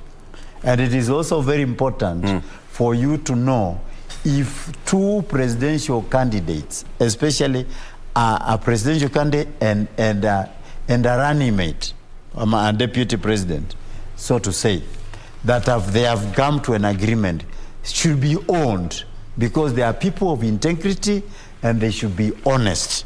So, because one has betrayed the other one, my presidential candidate felt very very disturbed, and he feels that he has been betrayed by his friend. And therefore, it was important for him to come out and tell the world that he has been betrayed. And therefore, if there is any agreement that is going to continue... Agreement. Yes. It was not a related agreement. It was a private agreement. So why can't Kalonzo keep it private until death do them apart? Instead of trying to look for an arbitrator who, in history, the arbitrator and the deputy and his deputy, they went against each other's interests. Yes. But you see now, let me ask you this question, because when you see the two gentlemen having an agreement, yes, I don't know what kind of scenario that this will create, because in classic example, yes, the Democratic Party, you're saying you're not going for any agreement to any political party. Any coalitions. Is that what makes you a bit apprehensive about it? That is not tinted. Perfect. The other people have other things that they have dated their names. Yes. Some are been mentioned in the corruptions. Others have been mentioned in other issues. So what I am saying that although the country was waiting and it is still waiting, we are yet to reach. Mheshimiwa, that brings me to a very important question. Yes. Then, if Honorable Kalonzo Musyoka, as you claim that they had an agreement together with Honorable Raila Odinga, yes, 2022, Honorable Raila Odinga would support him. Yes. People change. Raila is a politician. Instead of saying, I'm not joining Azimio because I want Raila to support me. Those are self-centered leaders that we need to get rid of as a country when it comes to August 9th of this year. Let me answer him. Kalonzo is not negotiating for himself. In fact, he has nothing to negotiate for himself. He is negotiating for the Kenyans. And he has all the Kenyans at heart. What he is trying to say to avoid is like the Nansa coalition that was together, and then one of the principals runs away to go, and that weekend we were together in one of the rallies together. Yes. And they come and say they are joining UDA. That means there was agreement even when they were still in Oka. Another betrayal. So you know, these politics are like that. Sometimes you find that you are not benefiting where you are. Because one, if you use the voters register to conduct party nominations, yes, that opens up a room for murky things to happen. Because one, as an aspirant, you just need to get people from the place, hire them, pay them, they come and vote for you. Instead of getting or campaigning to your party members to nominate you for that particular seat. So I believe also at 2,000 votes or even 3,000 votes, because there are no members. People are now registered members, and it's a very expensive move. You must pay the ones that are registering the people every day. And it's not everybody who can afford that. Yes. So those not there. About, right. So it is only the window of being an independent person that you can now run. You can but now you cannot from one party. Yeah, one party to was stopped in 2017. Okay. It was not there even. Let's take a break, and when we come back, we are coming to the tail end.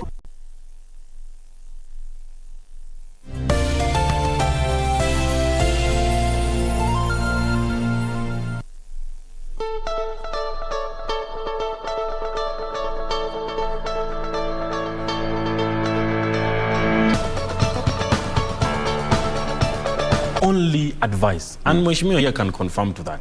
They are the voters in that parliament, but there are some reservations that he has been having and he has had about that particular bill.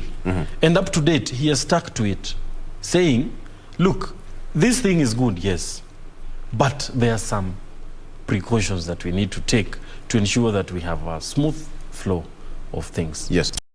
So we need to encourage Kenyans to belong into a political party. All right.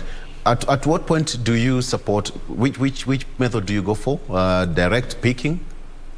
No, for us in democratic... Not quite. Yeah, no, it's true. Not quite. We have got just a very few. There are 2 or 3 in Nyanza. Don't teach me. I'm a member of parliament. I sit there, so I know what happens. And the good parties like Wiper, once you win, also people have got a lot of faith for you, and they'll vote for you. So I can say that money. Right here in Nairobi County, monitoring the KCPE examination process that actually kicked off very early in the morning. In the morning at around 6 a.m., we were at the Westlands DCC office just witnessing as the containers were being opened, and of course the examination managers from various so that they can also undertake this examination. But the question we've asked about the numbers, we will be speaking to the officials later on, and of course be giving our viewers more details on that. Nancy, and finally, we are, students are sitting this exam at an interesting time. How are the sitting arrangements in terms of the, sitting arrangement for containment measures for the corona pandemic? From the rest. And where we sit as Democratic Party, we stand for what is right, not what is going to give us political mileage as political leaders of this country. And above all, we stand for umoja na haki. A united country will lead to a prosperous nation. And as we head to the 2022 August elections, yes, don't just vote. Don't just vote because of the pomp and life will be good. With the current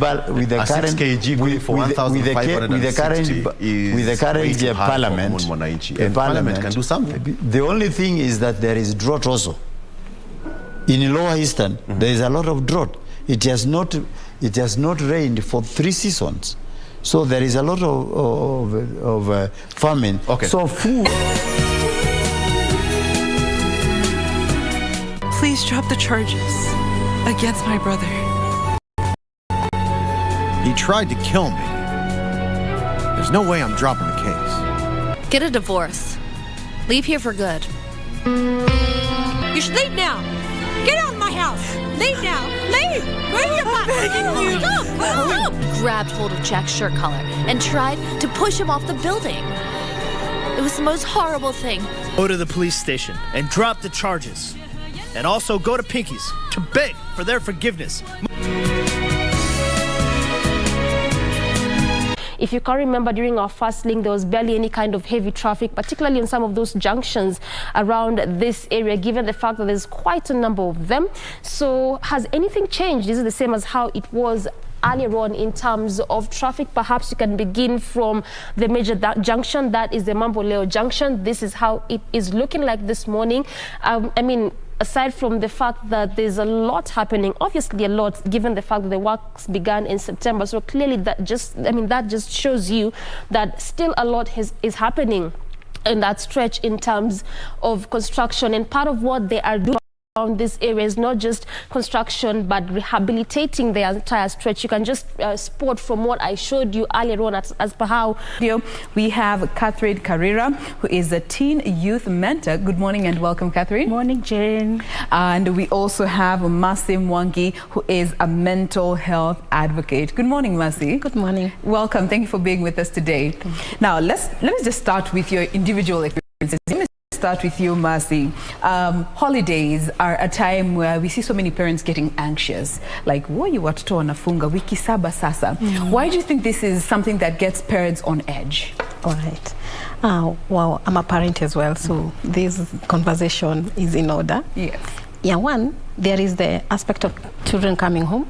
They disrupt the normal day-to-day activity. You have to go to work, you have to leave them. There is that anxiety, how will they be? There is also the implication of cost implications when they're at school. So many, the budget is taken so much in school. You pay school fees there, maybe lunch is taken care of there, and other activities are very minimal. Yes. And when they come back home, everything now is on you. You have to, most parents don't do lunches and stuff like that. Now you have to do like a balanced meal for like the whole day. That's a cost implication plus a lot of work. Then there is what activity are they going to do? If you're not ready mentally, trust me, you'll get overwhelmed because 6 weeks is not a short time. Yes. Yeah, those are some of the things that make parents get anxious, and many more others. All right. I'd also like to hear from you, Catherine. You know, given your interaction with the parents out there, and even the kids, why do you think parents get so anxious when kids close school for so long? And just the other day we were complaining it's too short, and now it's too long. We have just failed to prepare, Jane. We all knew that they are going to come home, and have counted those days. Some are home for over 50, others 66 days. Yeah. Or what parents need to do is I want to give them a few tips so that they don't take it like an emergency. Surely, Jane, all of us knew the children are coming home, and they're coming home for a long holiday, and I normally say that long holiday can go wrong. Yes. So parents, what I want to tell us, we have to employ some things I call 4 Ps. We must have planned for it. And even if you have not planned, you can plan now as we sit here and we talk together. Yes. When you plan, then prepare. You're preparing yourself. I'm sure all of us could be working, but we can take leave and come home. Even if not take leave and come home, we can break the schedule and work in a shift that is going to accommodate our children. After we have now planned, we have prepared, then we prevent. We prevent them from going out to do nothing. And you know, children have come home and they're sitting on a seat I normally call for. Suppose them move to the next step, yourself, you're even stuck. So that is how you make it more stressful to them. They don't know what to do next. They don't know even what to do. It's like they just wake up and life goes on. They should have, we usually say, even for the start, have like very healthy. I have been a parent for teenagers, and I thank God now we are young adults, and nothing is new. So we need to understand the psychology of these children. Our children are so clever, and they can also be very sly. They know that mommy goes to work at 5 a.m. and does not come home until 6, 7 p.m. So they can wapanga sisi. So we must make sure that we understand the chemistry of the children. They have 4 E's. Where they have come home, they are so excited. The other day we were saying it's a short one. Now they are saying, here we are, we want to make a statement. Then they want to go and explore. They want to go and experiment. And unfortunately, that's where they get exploited. So parents, what we need to do is slow down, accommodate our children, have a plan with them. And you know, children, they say, wanaboeka. When I was growing up, that boeka thing was never there, because our parents used to make sure that from stage A to B, you know how to do it, and you don't have a break for being bored. So parents, you must make sure that we tell our children, even when they are bored, boredom does not kill anybody. But what they do when they are bored, they can die. So we want to talk and engage them and work with them. Parents, now the children have come home. The darlings that we wanted them to stay longer in December, they are here with us. Can we plan and work together with them? And it's not going to be very bad. Let me say this. Yes. Parenting can be very agonizing, but it can also be very frustrating, very amazing, and very funful. Just like a coin, both sides. It's you to know how to play your game so well. All right. Mercy. Yes. How can the holidays be stressful on the kids? Wow, that's a tough question. It can be. As Catherine has talked about planning. Yes. When you fail to plan yourself, and when we talk about planning, let's talk about the mental health aspect, yeah? In mental health, we say sometimes what you focus in is what you get. Right now, we are focusing on the negatives, what is happening around, and we are forgetting the children. The child is the one we're supposed to focus on, but we're focusing on everything else. It is long, there is no money, it is chaotic and stuff like that. So how can it be stressful? As a parent, if you're not emotionally well, or if you're not mentally well, you will not be able to parent. Yes. Because you'll transfer the stress or everything else to the child. When you're supposed to help them move to the next step, yourself, you're even stuck. So that is how you make it more stressful to them. They don't know what to do next. They don't know even what to do. It's like they just wake up and life goes on. They should have, we usually say, even for the children, help them have like very healthy habits. Even when that child wakes up and you're not there, they know what they are supposed to do. I'm supposed to do this when I wake up, and this and this and this, until the day ends. Not the normal boring routine we are talking about, but versus forced involvement, forcing issues on them. My colleague has said about rules. I want to tell us parents, rebellion. And especially with the teenagers. Yeah. So if you don't have a relationship with your children and you give them rules, they will become rebellious. And parents, we need to understand this. When we are growing up our children, we are literally transferring our powers to them. If you can be able to calm down and do a bit of the dishes, then you tell her, finish up together with me. You'll have assisted the child. Because children have a mentality of housework should be done by somebody else. Yes. So if mommy you're doing, and you know children are very good at imitating what you are doing. So do a part of it, do together with them. My colleague has also said about they can be bored. And I had mentioned that earlier. And Jane, I would want us to look at the word bored as an acronym, where B is telling us to be very creative. Parents and children, you must be very, very creative. These 50 whatever days you're at home. Then we have O. You must organize your children, or your children will disorganize themselves or be disorganized by somebody else. Then we have R. We must be ready for that future. And children are our future. We are the hope for that future. Then E, they must exercise everything, including their minds. And that is why when they have come home, they have enough homework to carry them all through. Then D, which children you must hear very well. You only have to do what is necessary. Let me tell us parents why we need to organize and work together with our children as we are transferring power. Parenting is like building a cathedral. We cannot afford to cut corners.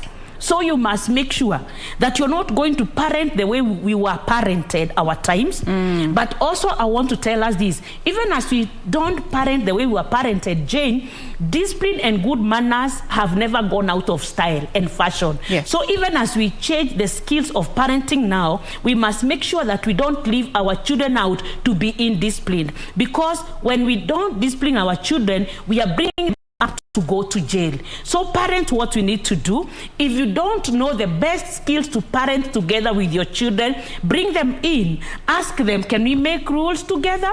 And of course they will tell you, because you know in school, where they have been for those 2 months, they have a bell. At home we don't have a bell.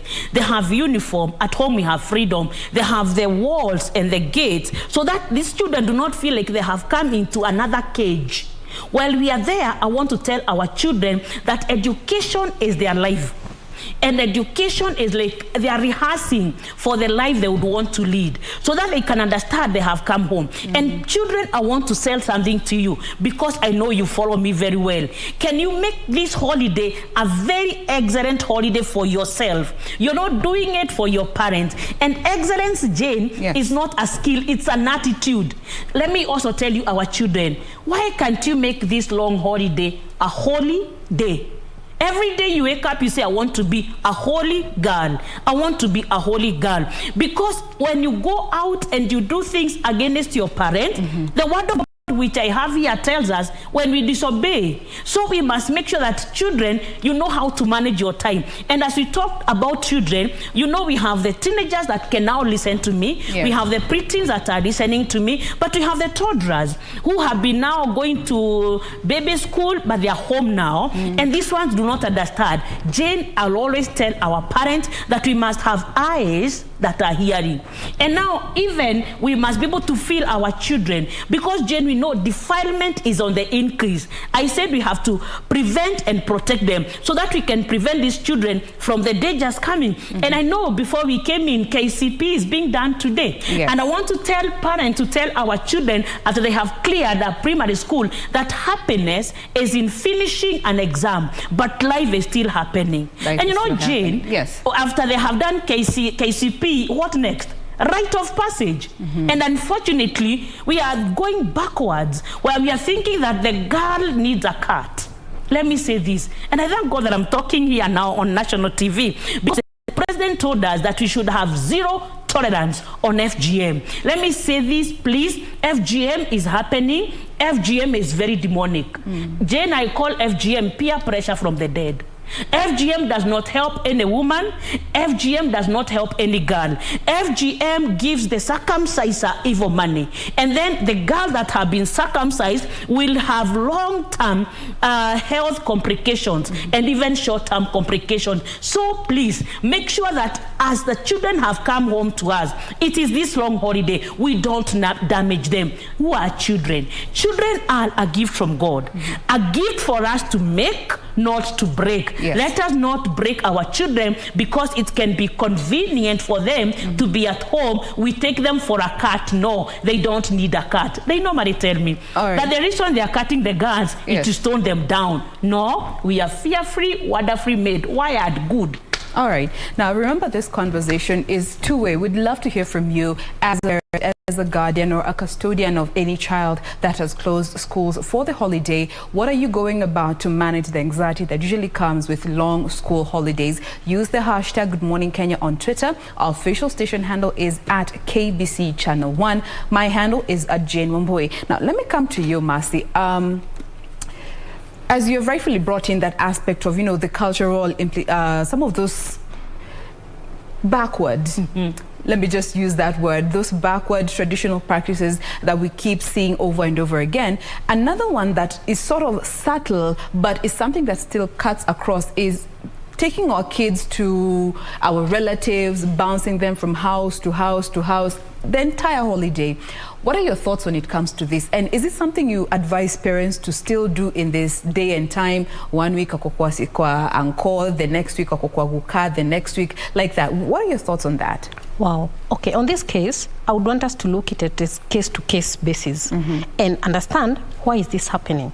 Yeah, and then as like a parent, why should I take my children to this place and this place and this place? And for me, if it's an advice, is go with them. If they really need to go with them. Not leaving them. Not leaving them. Okay. But again, I've said, what are the reasons? Find out what are the reasons. If there are things you can avoid. So many things happen to children when they go out there. And this child, again, develops something that is, they don't have permanence. They don't have permanence, especially the small children. Let's talk about the very small children who are learning through seeing only.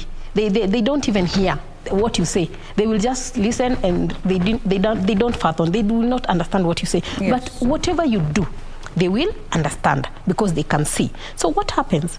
Most of the time, maybe you take them to a relative. That relative maybe your child is 5 years old and the relative has teenagers. What the teenagers are doing is not appropriate for this age of 5. So the children is learning things that they should not be learning at that age. And it is not the fault of the child or the teenager. The teenager are doing their things, the child is doing their thing. And what happens? There is no one to guide them because you have left them and you have gone. So it's not a very good thing, if you ask me. For me, my advice will be, what are when you take your children from this place to that place, what are the values in that other home? Do they align with your values? What happens in that other home? Do they align? I know we have dealt with so many children who have learned very many things from the places they go, especially the sexual learning. Yeah, so many have picked those behaviors from other places. Most of them is just seeing. Some have been initiated there. Some have practiced. Some have tried to it's called, let me try. It's called try. And let me tell the children here who are listening, the word try is very good, but there is in life there is nothing like try. It's doing.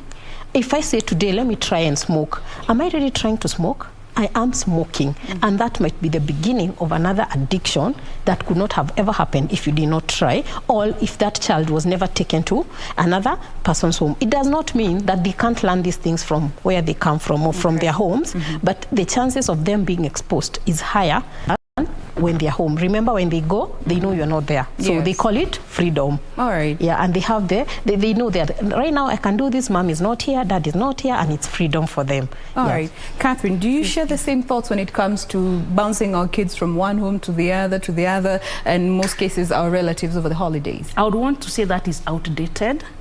The level of exposure is very high, and unfortunately the bad things are the ones that sells.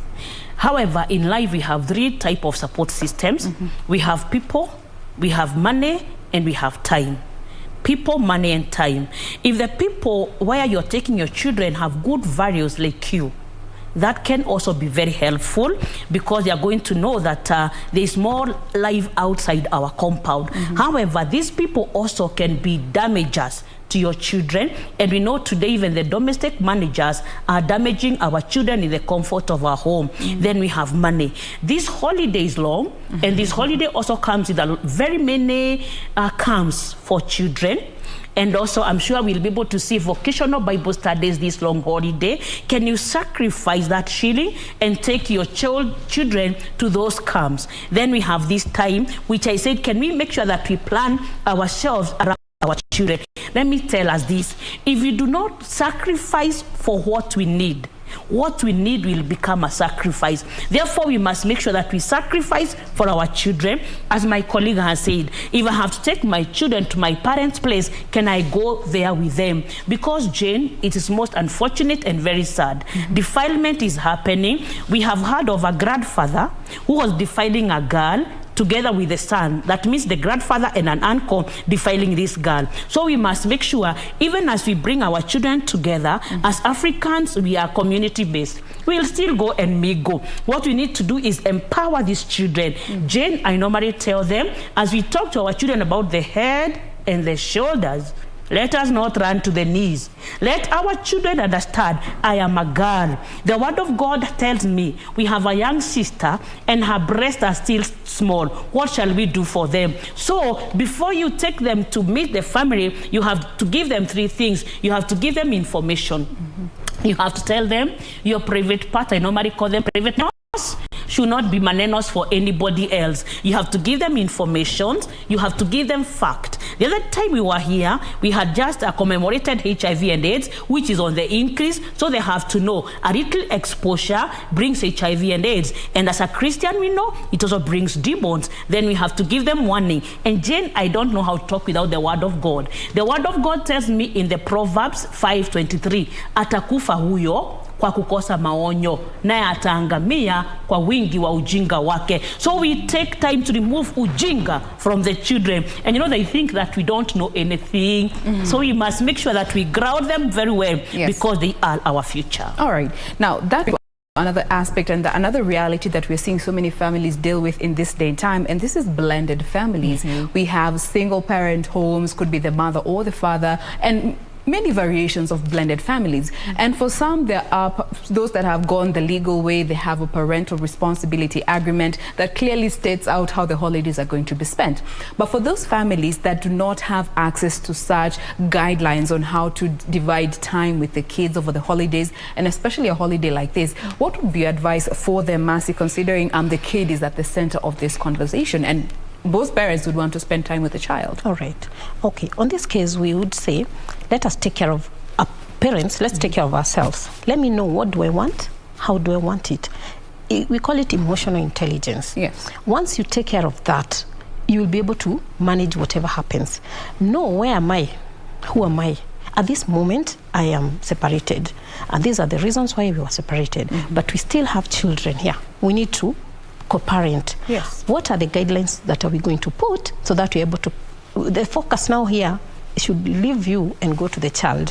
What is the best for this child? But you will not be able to do that until you are able, first of all, to understand yourself. Get to a place where I am fine, I am well mentally, I am able to handle this. If, no matter what happens on the other side, I am in control. We have heard of a grandfather who was defiling a girl together with the son. That means the grandfather and an uncle defiling this girl. So we must make sure, even as we bring our children together, as Africans, we are community-based. We'll still go and mingle. What we need to do is empower these children. Jane, I normally tell them, as we talk to our children about the head and the shoulders. Let us not run to the knees.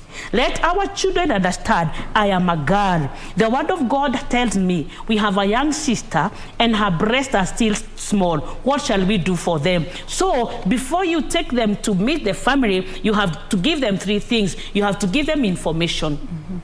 You have to tell them your private part, I normally call them private parts, should not be manenos for anybody else. You have to give them information. You have to give them fact. The other time we were here, we had just commemorated HIV and AIDS, which is on the increase. So they have to know a little exposure brings HIV and AIDS. And as a Christian, we know it also brings demons. Then we have to give them warning. And Jane, I don't know how to talk without the word of God. The word of God tells me in the Proverbs 5:23, atakufa huyo kwa kukosa maonyo, naye ataangamia kwa wingi wa ujinga wake. So we take time to remove ujinga from the children. And you know, they think that we don't know anything. So we must make sure that we ground them very well, because they are our future. All right. Now, that another aspect and another reality that we're seeing so many families deal with in this day and time, and this is blended families. We have single parent homes, could be the mother or the father, and many variations of blended families. And for some, there are those that have gone the legal way. They have a parental responsibility agreement that clearly states out how the holidays are going to be spent. But for those families that do not have access to such guidelines on how to divide time with the kids over the holidays, and especially a holiday like this, what would be your advice for them, Mercy, considering the kid is at the center of this conversation and both parents would want to spend time with the child? All right. Okay. On this case, we would say, let us take care of our parents. Let's take care of ourselves. Let me know, what do I want? How do I want it? We call it emotional intelligence. Yes. Once you take care of that, you will be able to manage whatever happens. Know, where am I? Who am I? At this moment, I am separated. And these are the reasons why we were separated. But we still have children here. We need to co-parent. Yes. What are the guidelines that are we going to put so that we're able to, the focus now here should leave you and go to the child. What is the best for this child? But you will not be able to do that until you are able, first of all, to understand yourself. Get to a place where I am fine, I am well mentally, I am able to handle this. No matter what happens on the other side, I am in control. There are things that are beyond our control, but you can be able to maneuver according to how they come up. Now, if it's and the other parent, it's good to sit down and decide, this is how we are going to do this. And you look at the implications, the repercussions. If we do this, what will happen? Yeah. Don't focus so much on maybe what happened for you to separate, but now focus on the child. Yes. This is a holiday. This child needs to be with both parents. Maybe whatever happened was between me and you, but how do we bring in the child? The child will understand that I am not the reason for your separation, or for anything that is happening. Most of the time, we do things wrong, and this child start blaming themselves. It's like, I am the one who made you separate. I am the one who is not making you being able to be together. So it's good to make sure you help this child understand that they're not the ones who are causing this. So how do we go with this connection? How do we connect with this child as we are separate? There is the time together. How do we go about our time together? How do we show love without bringing our personal issues? Let this child have freedom to relate to the mother, freedom to relate to the father, and even freedom to relate to other siblings. Some of the time, siblings are separated. So once you put all these things together, you're able to help this child and even grow in a healthy environment. In future, they'll be able to be healthy adults. Now, if it is a child who is at an age where they're able to comprehend the situation, would you advise involving them in just getting their opinions, where they want to spend the first half of the holiday, the other half, their thoughts in regards to where they're going to be spending the holidays? Would you advise to involve them? Yes, as a parent, it's good to listen to the child and guide. You are a guide. Yes. But it's good to listen to each and everything they say. And when you're listening, it's very important. Catherine talks about eyes that hear. Yeah? Listen with your ears. Listen with your eyes. Listen with your feelings. Listen to what is not being said. even listen to the body language, because sometimes they might say this and they are doing the opposite. Have that a time to understand your child, and that way you'll be able to guide them, and it's going to be a win-win situation for everybody. All right. Yes. Catherine, we have seen so many blended families. Some are very chaotic, some are very peaceful. We live in a reality where one parent will even go and steal the child from the other parent's home when the other parent is not home. Your advice for people who are in blended family situations that are seemingly not settled, and especially when it comes to who gets to spend the holiday with the child? Before I talk about the blended, can I ask myself, as you're dating that person, please do not ignore any red flags. We live in a lie that I'll change them when I marry them. Let me tell you, nobody can change anybody, only God can change. Now that you're already in this blended family, and you know they are very unique families, because some of us are already married. I came with my children from that other marriage, and here we are, and dad would want to come and pick my children. We must do a working MOU. And then also we must need to understand that this child is very innocent. For this child, this is daddy.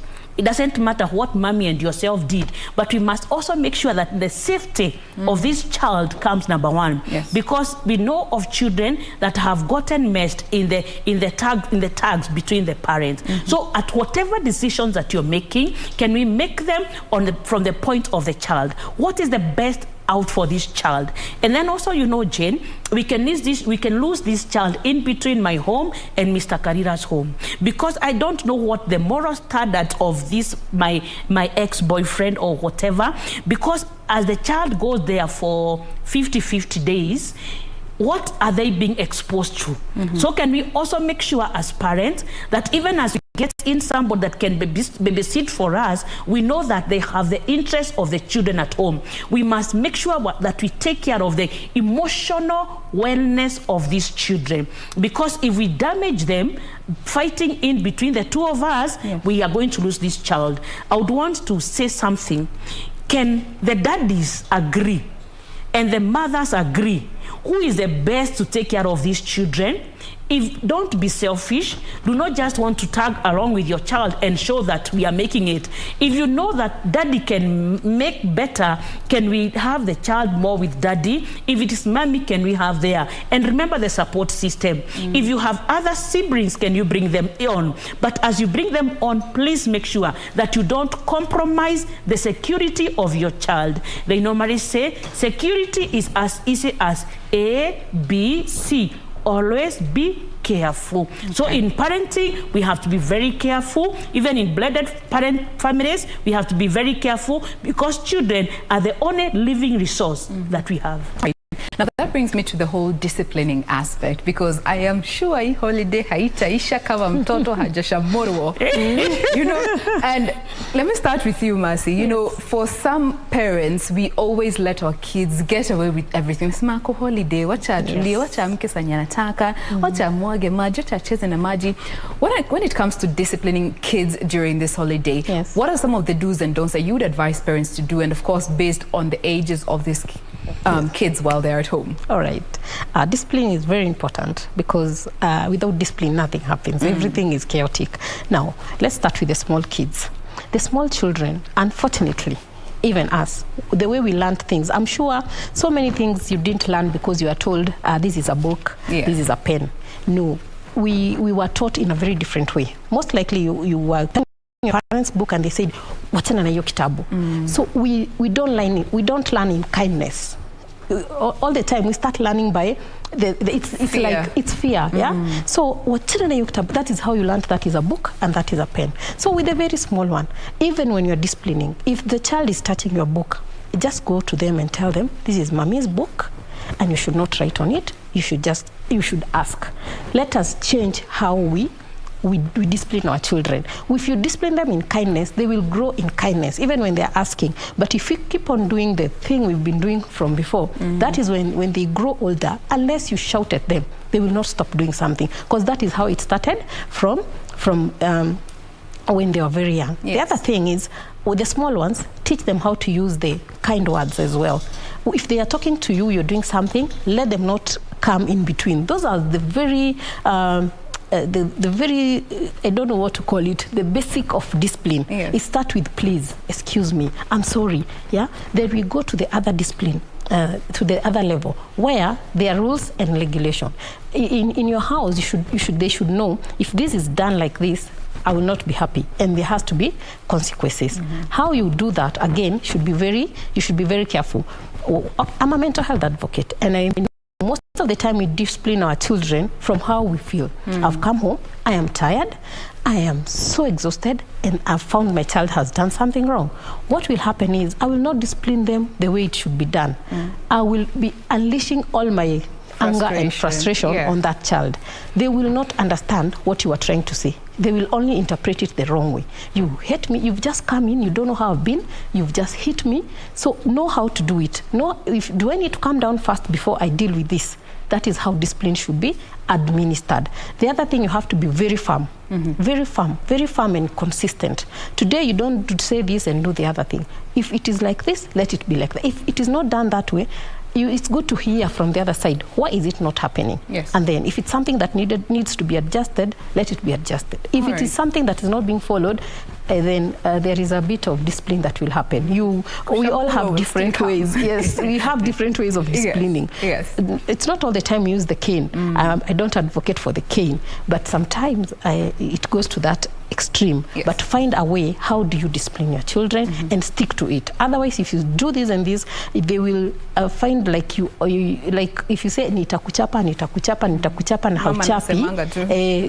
Are you getting my point? I'm not saying chapa your child. I'm just giving an example.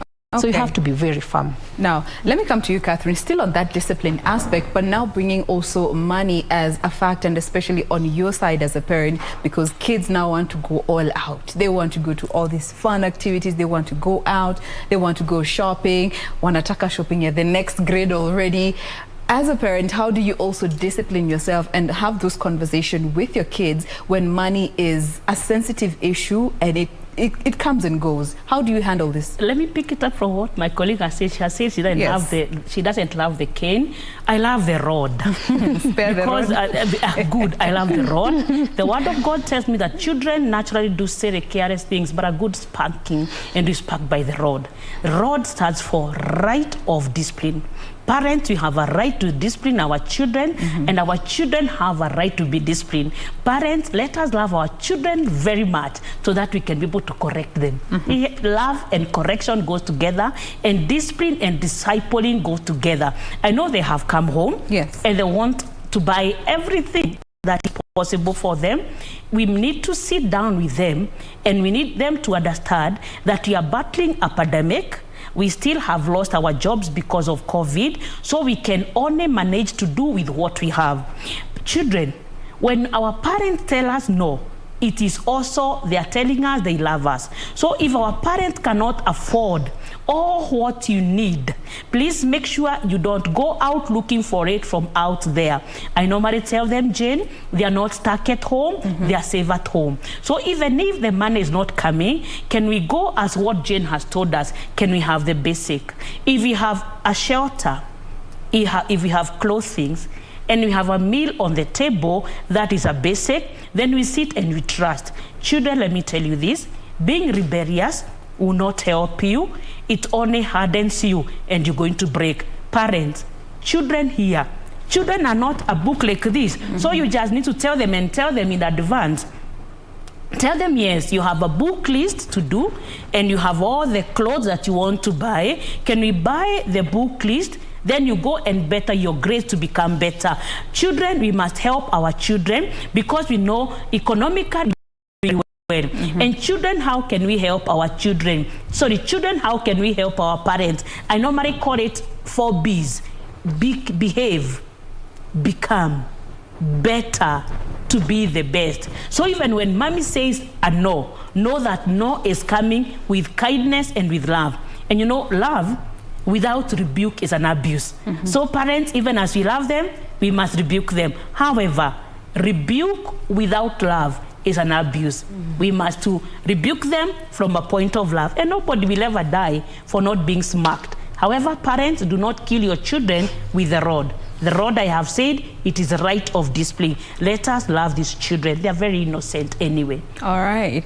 I think that's a good point to end this conversation, but not before we read some feedback in regards to this conversation. Remember, we are still using the hashtag Good Morning Kenya at KBC's official station handle. I have Kituru here who is saying, spare the rod, spoil the child, but of course, moderation is always key. Again, agreeing with just what you are saying.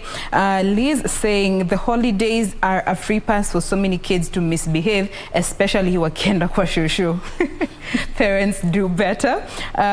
Joe saying, I love this conversation, very timely. We need to do more, especially for our kids during this holiday. It's not a time to bounce them to homes, especially during this pandemic. Again, echoing just some of the thoughts that we have expressed here in this discussion. Let me see one more. Wamiti, what are you saying? Okay, he has gone ahead to give a whole analogy. Let me try and get the gist of this particular message. Yes. Okay. Basically, he's going about saying parents also need to understand that sometimes your children's behavior is not a manifestation of your failure as a parent. Yeah, I think that's clear. Sometimes your kids' behavior, sometimes they're just hard-headed. Kwanza toddlers. Toddlers are savage. Thank you, Joy Robin, for retweeting. We appreciate that. I see Morris Muhindi. Who else? Elda Oyugi. Thank you so much for sharing with us your thoughts in regards to this very sensitive conversation, all about just trying to manage the anxiety during this holiday. And as we close, maybe what would be your closing remarks, Marcy, as we bring this conversation to a close, to both parents and those kids who might be watching us this morning? Right. I know I really love using the 3 C's. We have a chance. The first C is a chance. Every day you wake up, as a parent, as a child, God has given us a chance. What is this chance for you to do? That takes us to the next C, the choices we make. As a parent, what choices have you made? And from a mental health perspective, where is that? Let us work hard, make choices of making ourselves better. Let us know what to focus on. Most of the time we focus on so many other things and we forget the most important thing we should be focusing on. So let us understand that there are so many things, yes, but this is what we have to focus on. So the choices we make each and every day, as a parent, as a teenager, as a child, then the other C is the consequences. What happens after the choices? And remember, that one you do not choose. It comes. Choice, chance, consequence. Catherine, very briefly, to we are the almost out of government, time. please regulate what is being aired.